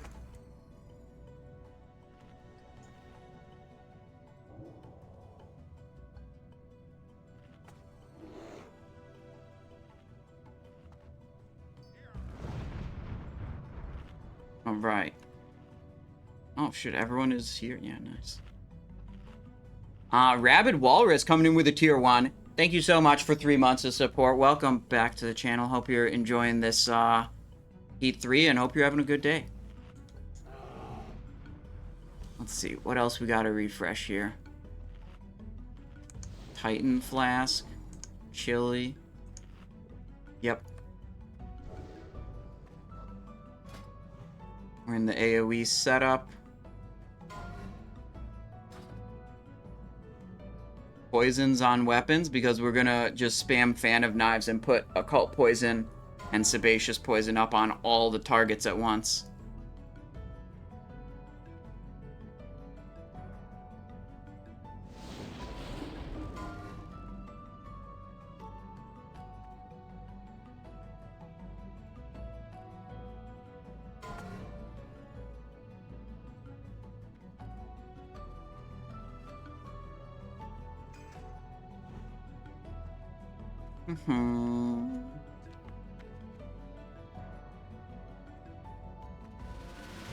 Ready. You know the big advantage of wiping early is that you save on Chrono Boon Displacers. Because then you don't have to go through like 10 in one raid.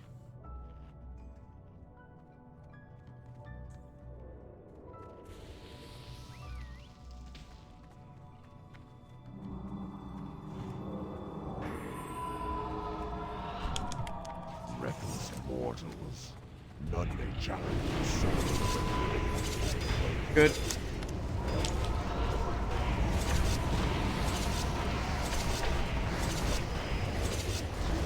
Yeah, sure.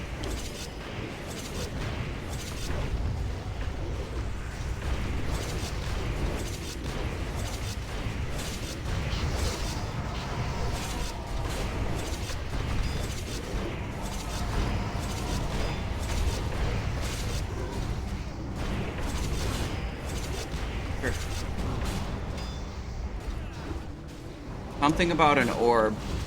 They don't want to stack him anymore.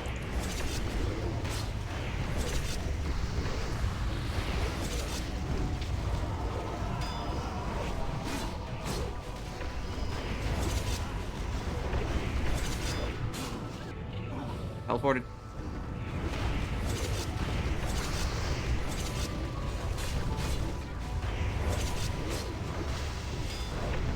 Threat.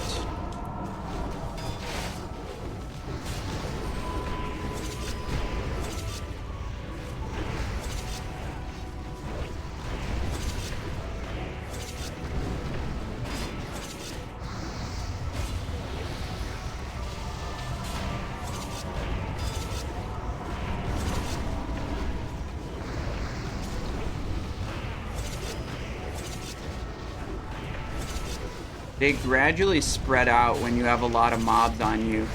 And to counteract that, I have to gradually backpedal to keep them all nicely in front of me.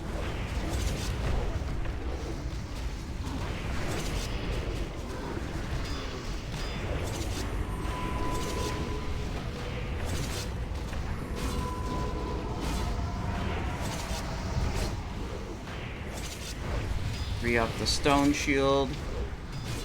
Whoa, took 2 big hits there.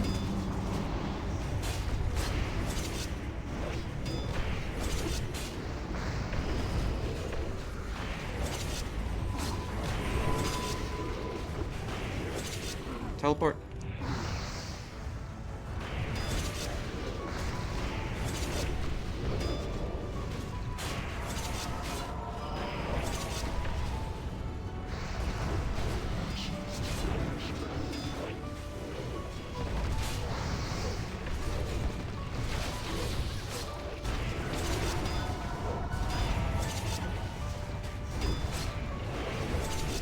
Yeah, threat was very good here. I'm happy with this.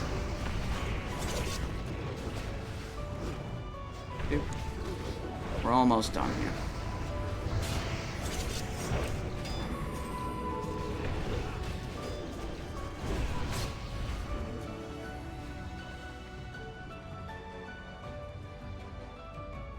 Impossible.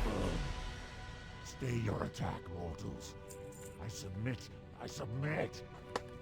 What do we get? Another leaf? Ooh, a core hound tooth. That's actually, I don't know if I've ever seen that drop. I don't need it anymore because we're saber slashing. Should you seek an audience with him? Yeah, my chat's telling me that the red thing is a soak mechanic where like everyone's supposed to stand together.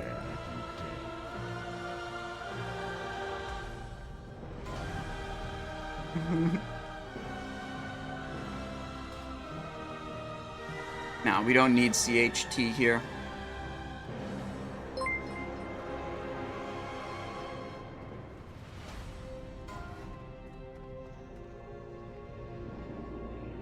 Look, I just don't want to be a big giant loot whore, okay? Let someone else have it.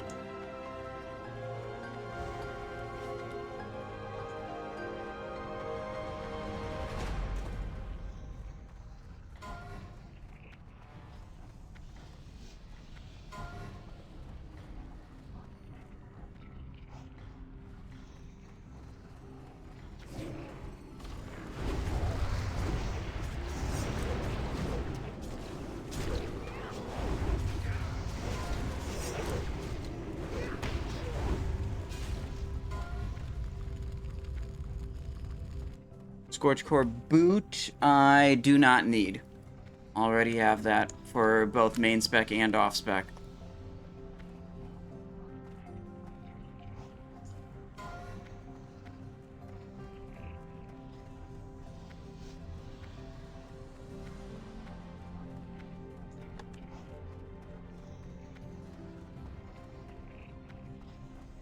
Rag's all the same.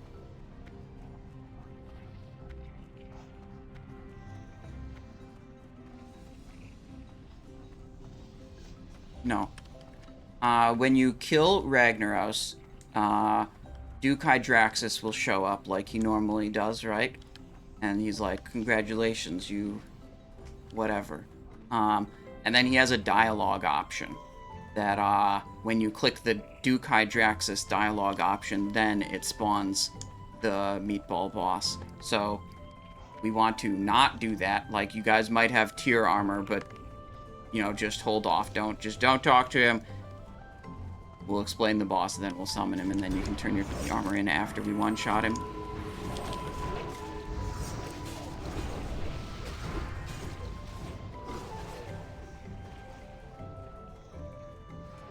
Alright, fire protection. Potion. Weapon cleaning cloth. Clean this bullshit off my weapon.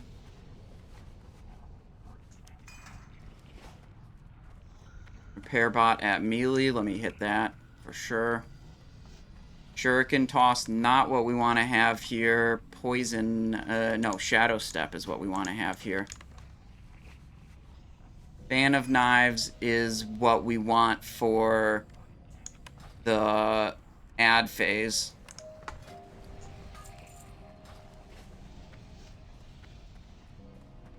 So the ads, I'm pretty sure the ads work the same in 2 and 3. But basically they get low and then they cast the same ability that Baron Geddon casts, where it's like if they finish the cast, they kill everyone around them. It's a smaller radius, but like if you have like 2 approaches to it. You have one where it's like all the melee run out and make sure no one gets hit by that, or you single target them down and make sure you kill them before they explode on all the melee, which I like that plan better. We are just like continually marking a skull. I can do that.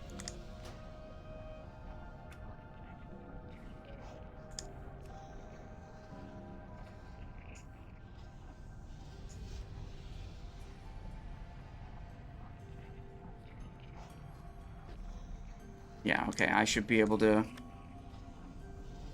skull marks now. Bobka, hello! Massive tank roguing time. Look at this. We got the weapon that's going to be nerfed soon, but we got it before it got nerfed.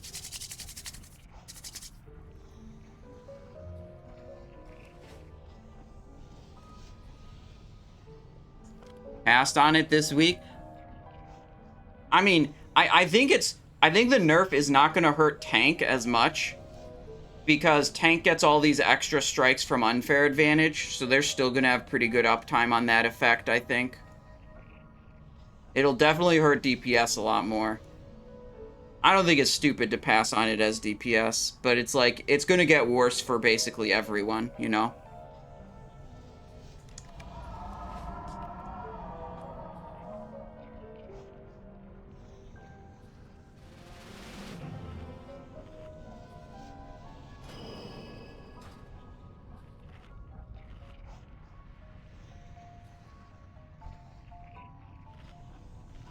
I'm not currently in range of the fire resist totem.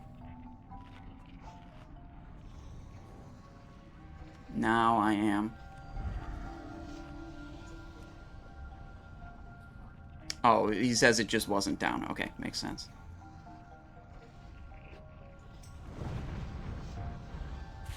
Behold, Ragnaros, the Fire Lord.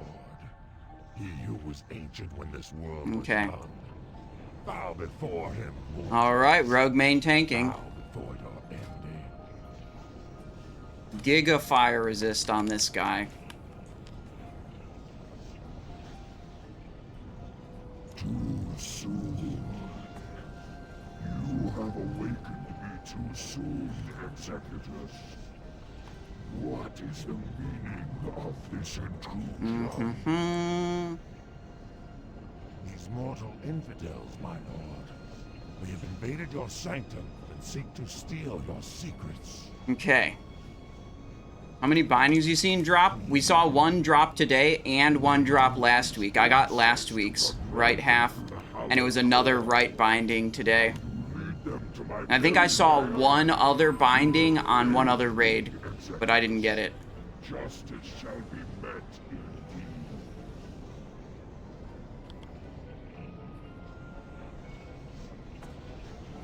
Now for you, incense, the holiness of the power of Ragnaros. Now you shall see it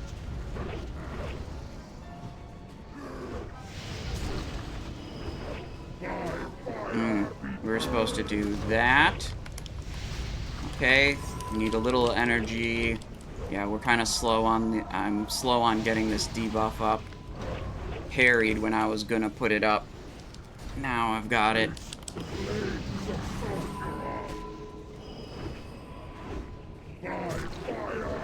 Taunt him. Whenever this threat resets, I want to hit my taunt.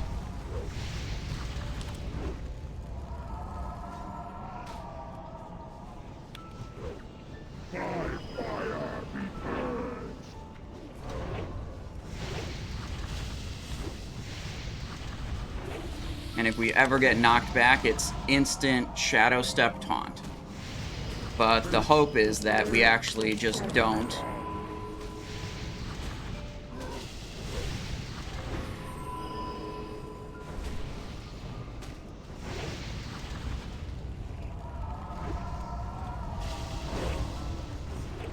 Good.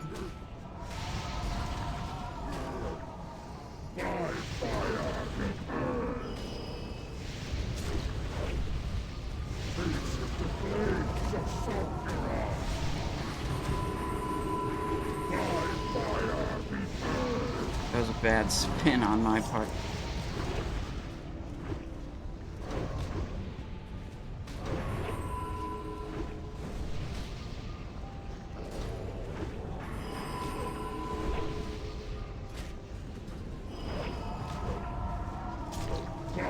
Nope, mana user was too close.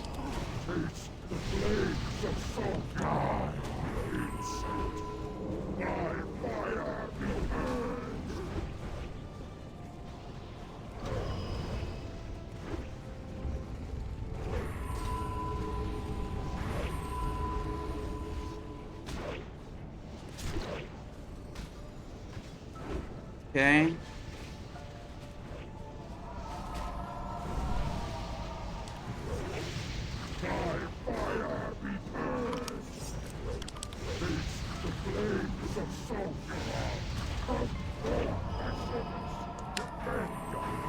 Skull target is marked. Still bring him over to our regular kill spot.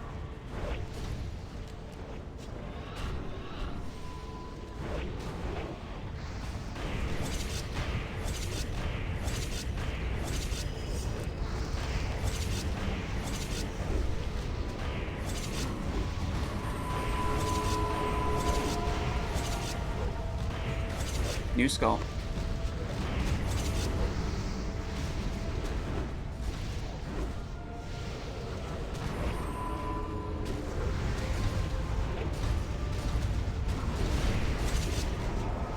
New skull.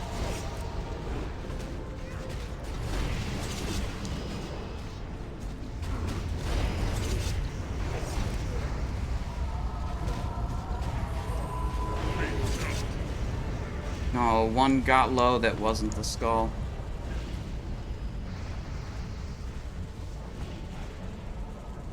Yeah, I saw that other one getting low.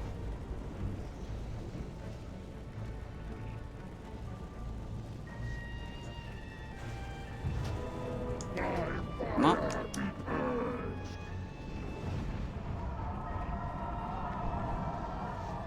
Yeah, give me just a sec. Okay, I'm ready to come in.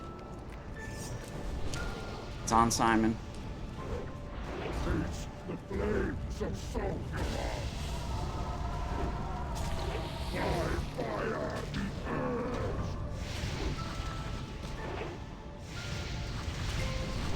I need Spirit of the Alpha on Simon Eyes. Thank you.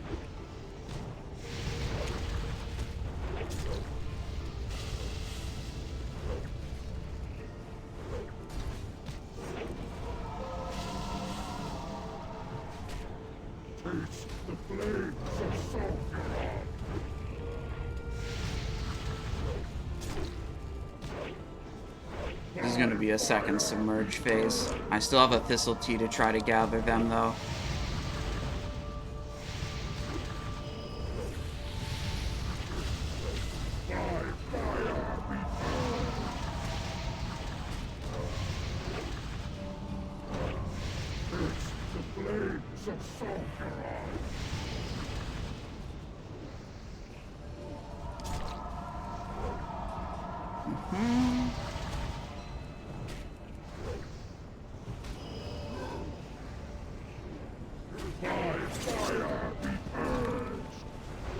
Okay.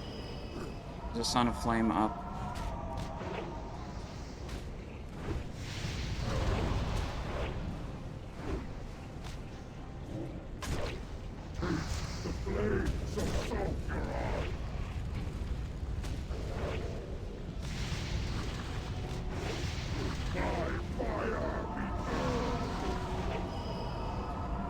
Yep.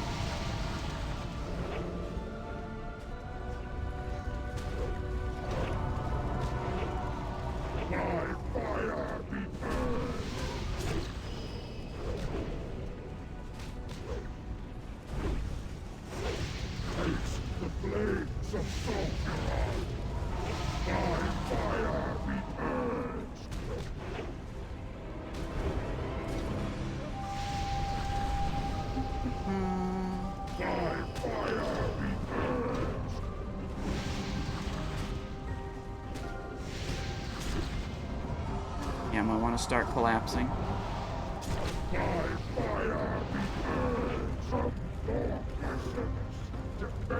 Skull target is marked. Please, please single target.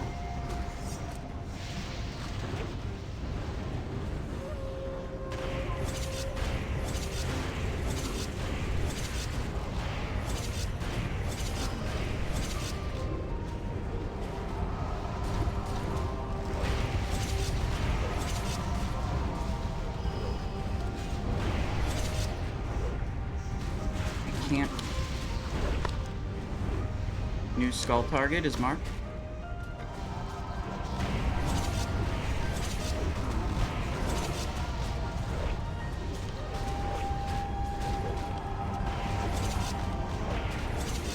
How am I losing strap points?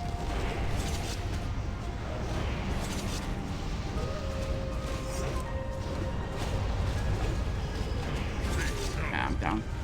Yeah, I think we just lost too many people.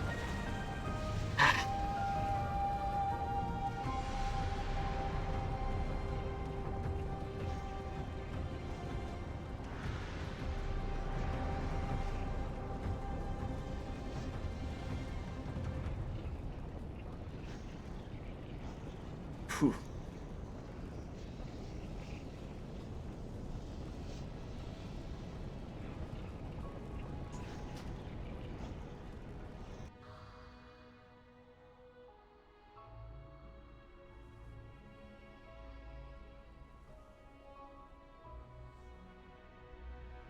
Oh. Oh. Somehow I'm on the chain. Yeah.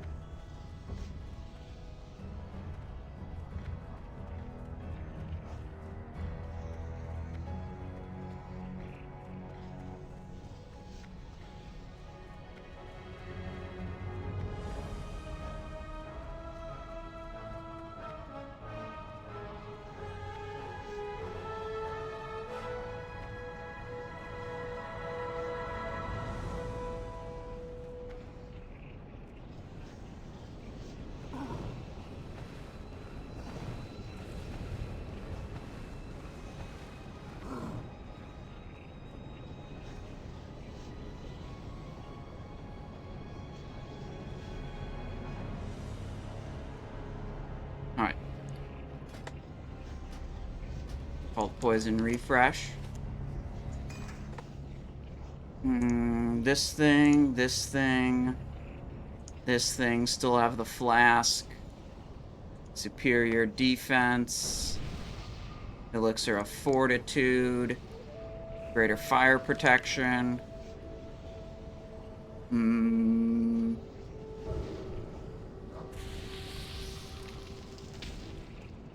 Gift of Arthas.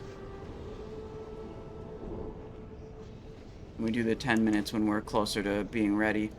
This is a progression raid. This is our first attempt in this guild as for a Heat 3 clear. So, yes, this is, in a way, a progression raid.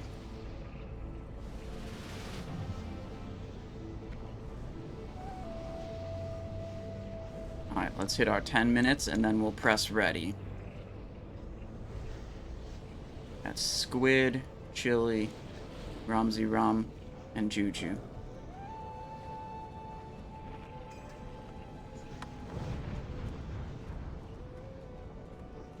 Okay.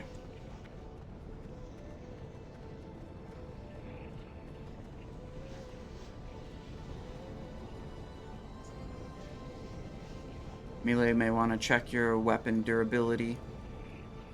If you hit the boss a lot that time, you would have lost a lot of durability. I actually need, yeah, I need another one. For a repair.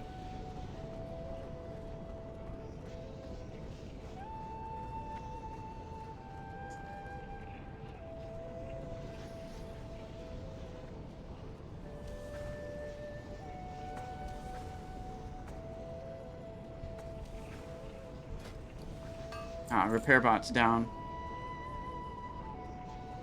Guy has a square mark on it. Everyone's got to repair. Especially melee. We don't want your weapons breaking mid-fight.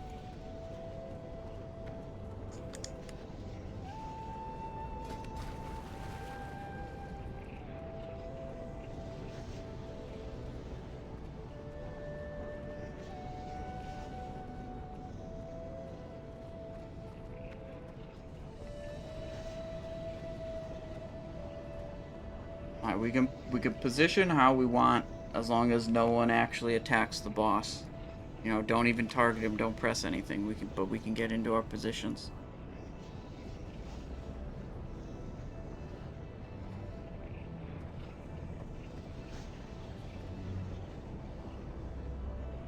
Okay.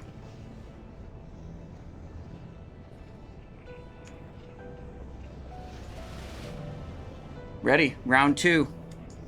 Let's see if we can get it this time. I think I did pretty good.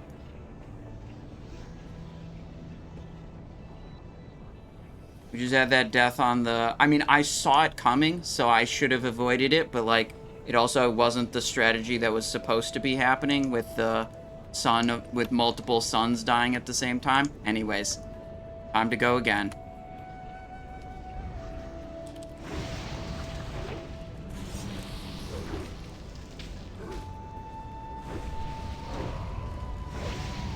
We're in.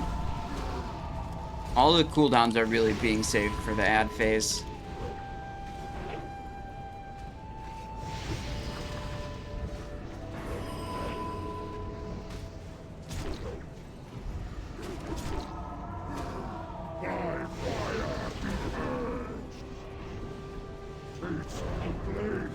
No, I didn't have the taunt up for that. Damn it. Okay. I taunted when he said, by fire be purged. I was supposed to taunt when he says, taste the flames of sulfuron.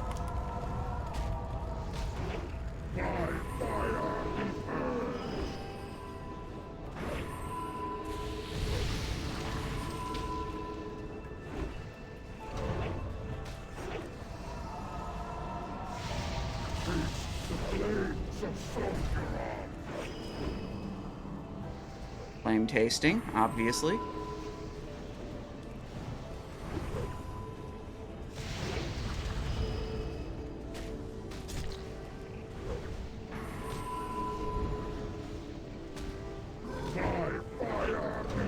Armor debuff refresh. Still no knockbacks. Haunted.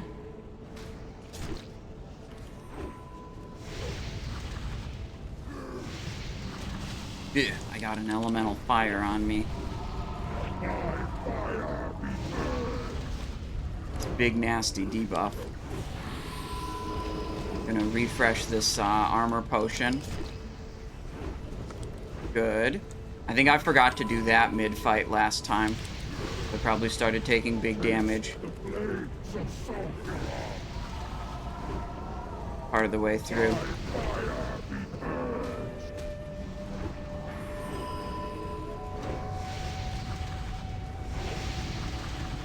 Okay, this is going to be the submerge. Refreshing my blade dance. Because that's really what I want. Skull is marked. Skull is rooted. Never mind. Oh, okay, we still got the same skull.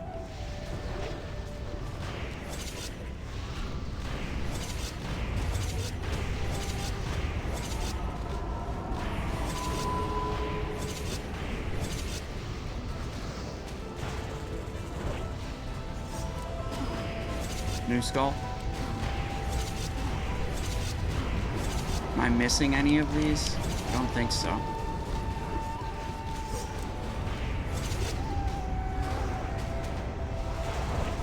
Skull.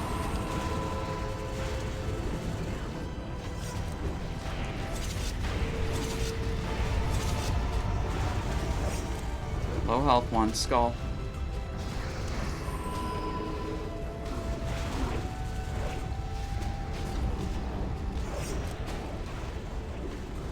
Marked.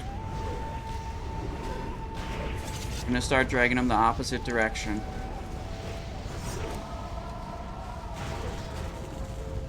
Oh, there's one that's away that's not the skull mark.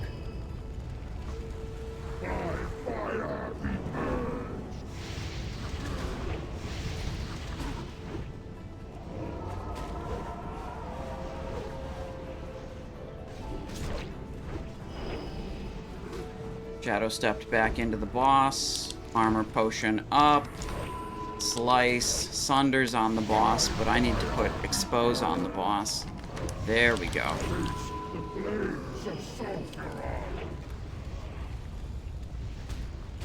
Energy's a little low. Saving the Thistle Teeth for in case we get a second submerge, and I can use it to help get the Fan of Knives for threat.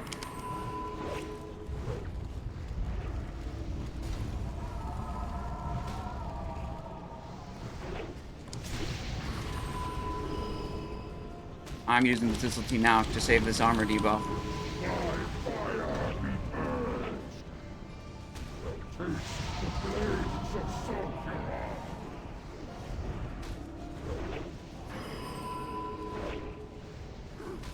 Okay, looking good. Only one death right now.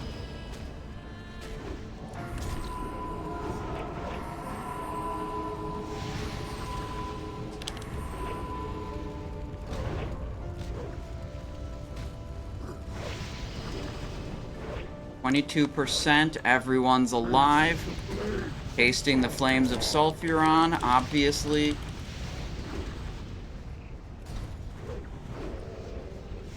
Flame tasting. Very cool.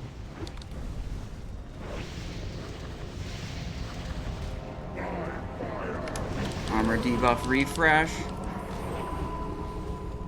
Blade dance refresh. Suppose I should just Blade Flurry. I didn't do it earlier. Oh, I taunted at the wrong time.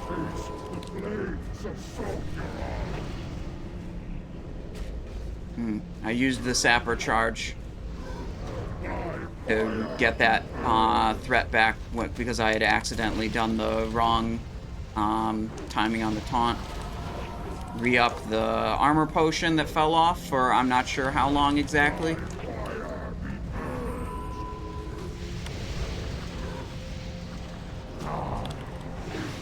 $100K left. There, he 3. What do we got? That is the quest item for Thunder Fury. That's for me.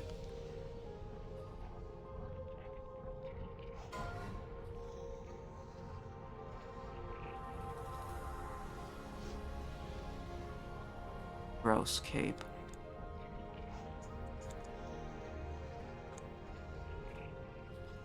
Yeah.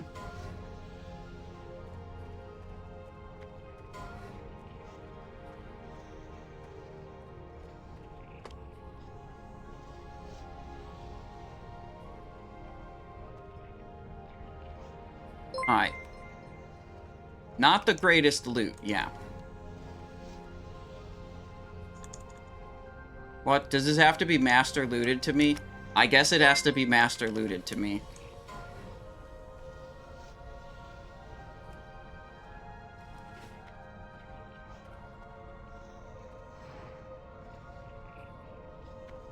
Oh, yeah, I also don't want it.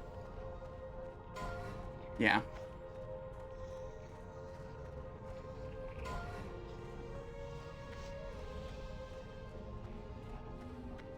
No. He has not started the quest yet. That's the thing that drops every time. Once he's started the quest, that will drop again.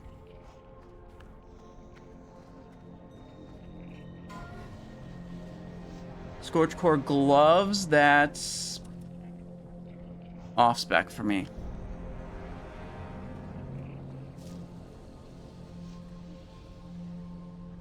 Look at that, we got another legendary. Essence of the Fire Lord.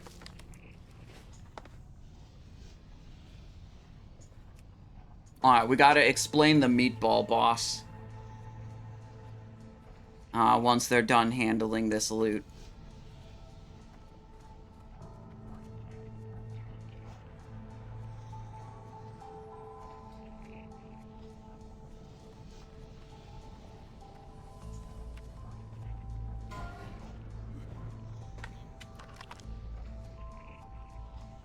Yes, are we done with the loot? Sure. Well, There's one strategy that's kind of an RNG strategy, and if we get unlucky, we probably wipe, but if we don't, we get to ignore all the mechanics. The other strategy means we'll have to do more mechanics, but if we do them and do them correctly, it's more consistent. Do you have a feeling towards which one of those you want to do?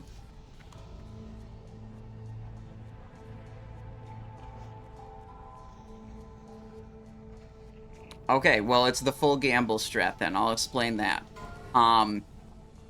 So me and Aid are going to be the two tanks, and we're going to be over here where the melees were for Ragnaros.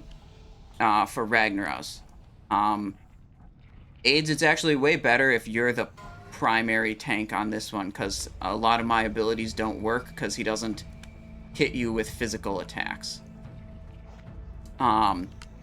So you're actually going to be slightly different. You see where Rage Fury is. You're going to be, like, about right there. And you want to be, like, as close to the boss as you possibly can. And then I'm going to be over here. And I might literally be standing in the lava for parts of this. The lava doesn't do that much damage.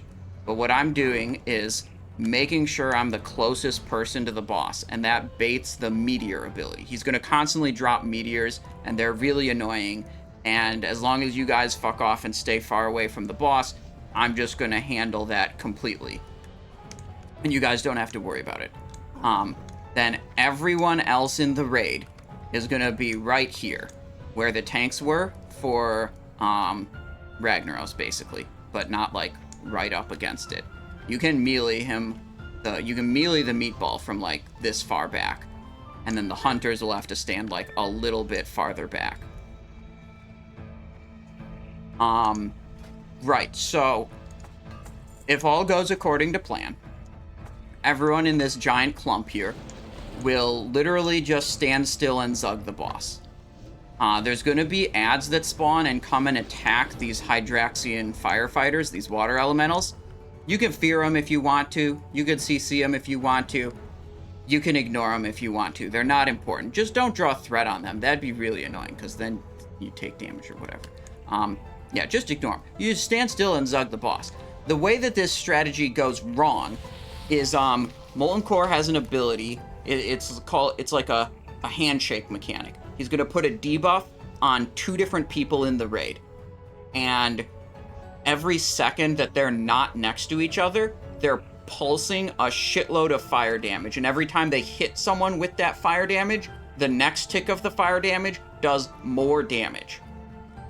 So the way this strategy goes wrong is if either of the 2 tanks gets the handshake mechanic, and then the other person with the handshake mechanic is in the raid, then they probably don't get out fast enough. But if if you're in the clump over here and you do get either Heart of Ash or Heart of Cinder, the way it's supposed to work is you run really quickly just right into the lava. Just like that, and you'll meet up with the tank over there. What happens most of the time is that 2 people get the handshake mechanic that are in this clump already, and they're literally already standing on top of each other, and it can be ignored. But this is a Gamba strategy because I'm gonna say it's unlikely that we react quickly enough to clear the handshake mechanic when a tank gets it, and not kill the whole raid. But if it goes well, then it's really easy.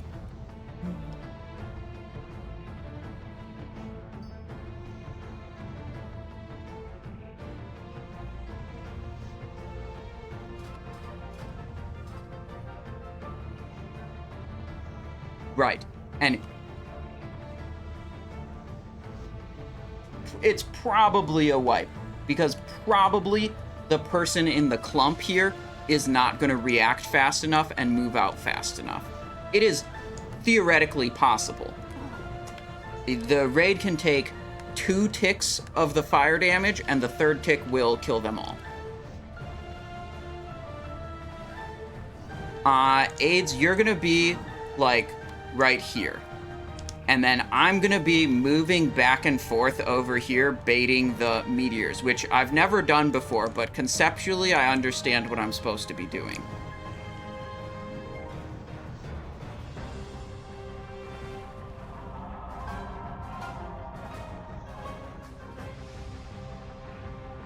So AIDS will be the primary tank here, just to be clear.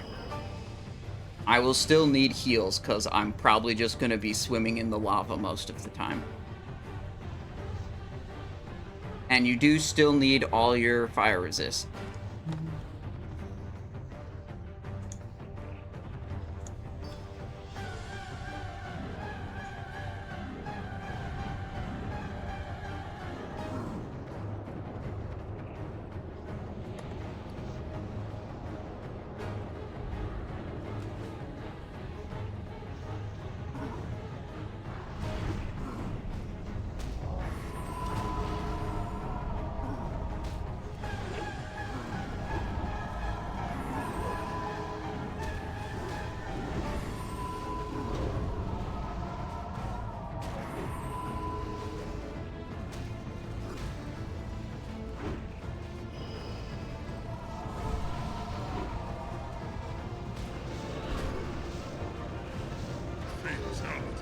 Yeah, that was a tank one.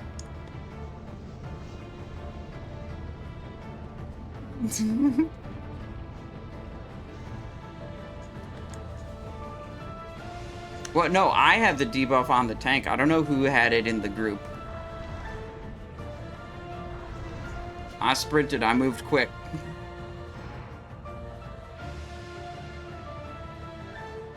I mean, it is kind of like this is the strat we chose. So,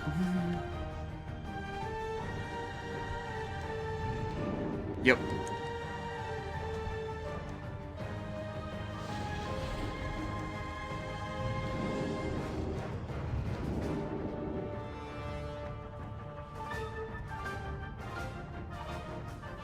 We gotta teleport Gehennas because we got some trash respawns here, so we gotta power up at Gehennas teleport. And also, AIDS, if you can back up from the boss, actually, that would be better. You should be able, as long as you're not outranging your healers, then you should be able to max melee range it also. Yeah, that was my bad.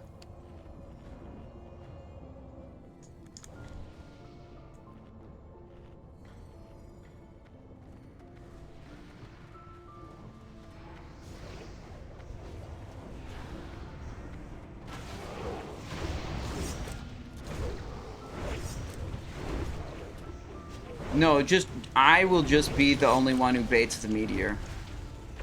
I should actually explain the meteor to everyone else in case it does happen to them, in case I fuck it up. Alright, I should probably explain the meteor thing in case my baiting of the meteor doesn't work properly. Periodically he will target the closest person to him, which should be me, but might be someone in the big clump. And you will see a meteor coming down from the sky, and it should have a glowing orange graphic on the ground, which is very easy to distinguish from all the other red, orange, and yellow colors involved in this fight. That was sarcasm, but it actually shouldn't be that hard to see. If that happens, you guys gotta move out of the glowing orange graphic. That shouldn't happen.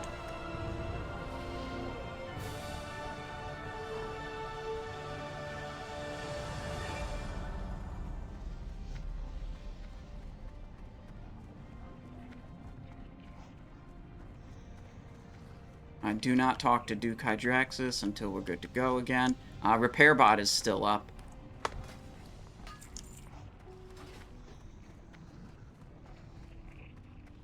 This one.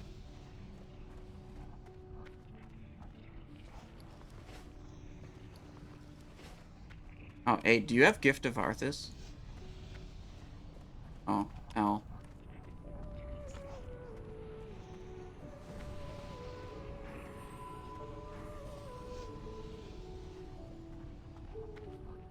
Look, I offered 2 strategy choices, and maybe I shouldn't have offered 2 strategy choices. Maybe I should have picked the safe strat instead of the RNG strat. I mean, I feel like... I mean, I don't know. If I think the mechanic might be too hard to react to for some people, is it better to do the one that gives them a little bit more time, but requires that is more likely that they have to actually do it? Or is it better to chance it on the one that would make them not do anything?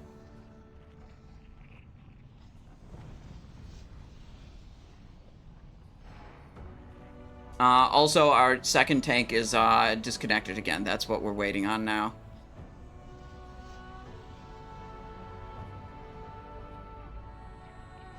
Pick the risky strat. We literally got the first handshake debuff on tank. How low did we get the boss? Does it tell me? 44 seconds in. I don't think it tells me how low I got him.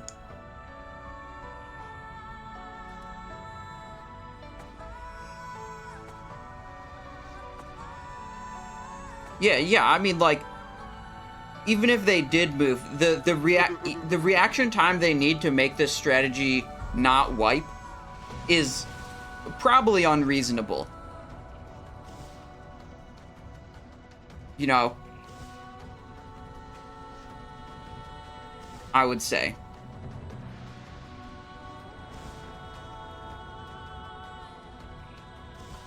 Technically don't even need a tank this fight. That is true. I could just... Oh, my other build, I don't believe it has improved expose. Yeah.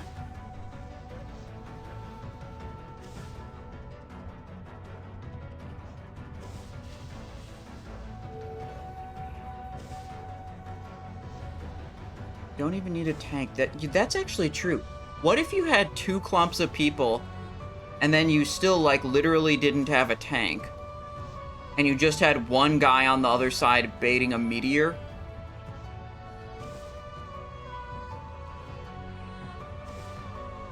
Yeah, you can also have... Oh, wow. Wait, thoughtful, that's a good idea. That could be simpler. That could be even simpler without the risk of failure. Yo, I actually like that. That's the easy strat. That's what most guilds do? Well, I don't know, maybe... Look.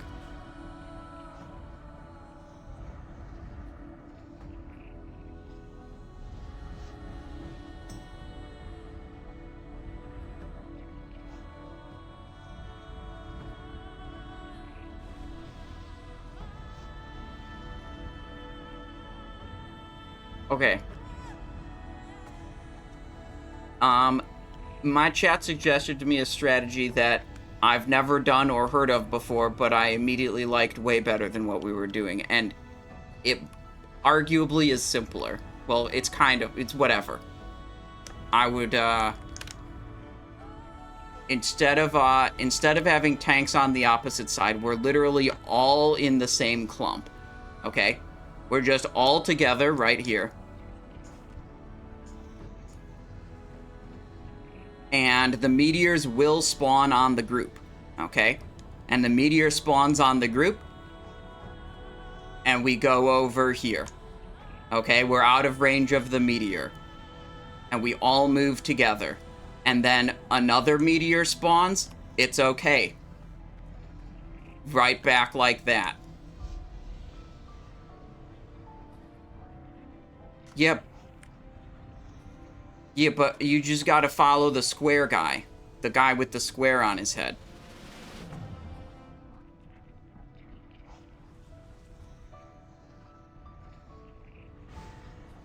Immediately have to stand max range.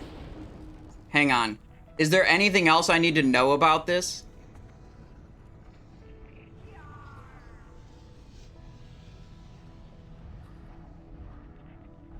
And this is still like a melee at max range type of deal. We just want it, like, everyone has to be, like, tightly clumped. And this should completely negate the handshake mechanic, because we're all together all the time. I'm refreshing a couple things. We go right, and then we go left. And then we go right, and then we go left. There'll be 2 different locations, and we got a lot of people not stacked on square right now.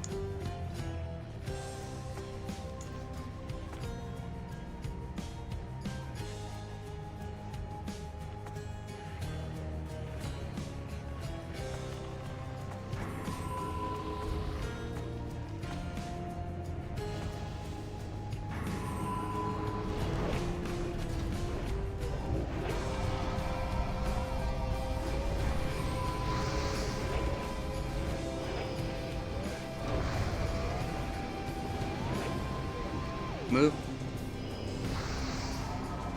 Wait. Move farther. I thought something other glowing thing was a meteor, but it wasn't.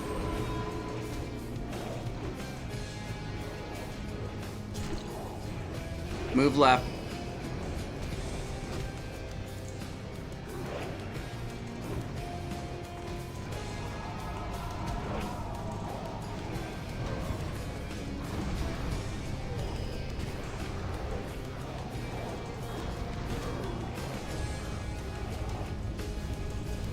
Move left.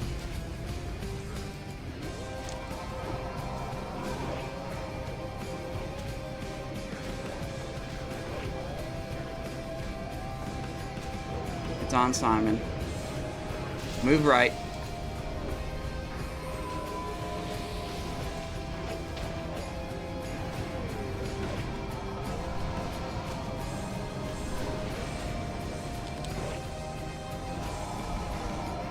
Left.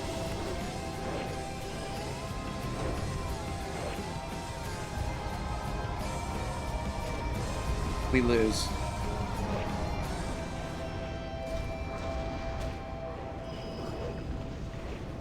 Oh. Right.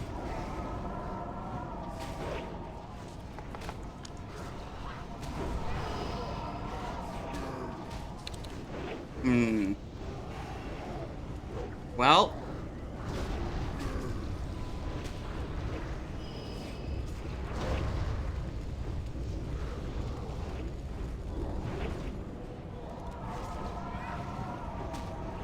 Left.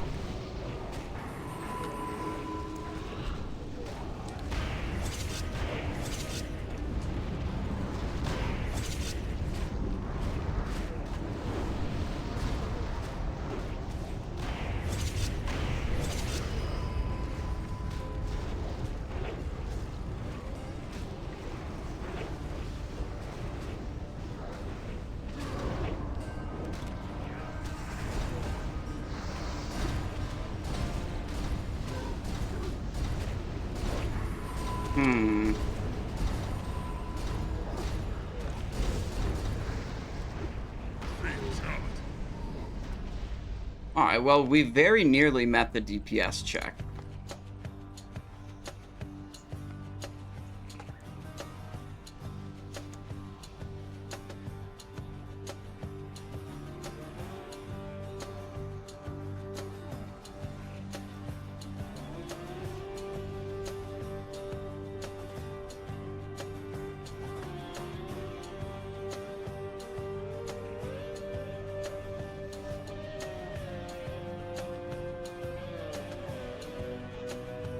Alright, the raid is over now because we ran out of time.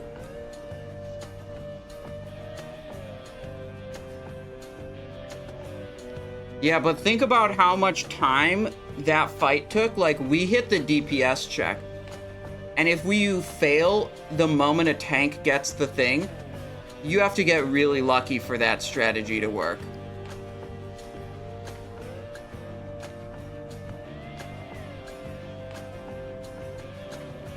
Yeah, people are now saying on voice chat that the ranged DPS are gonna not move with the group. That defeats the purpose.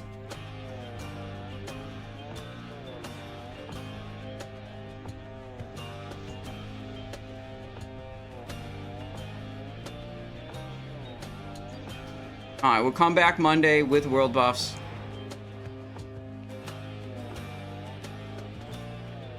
With world buffs, that'll be great.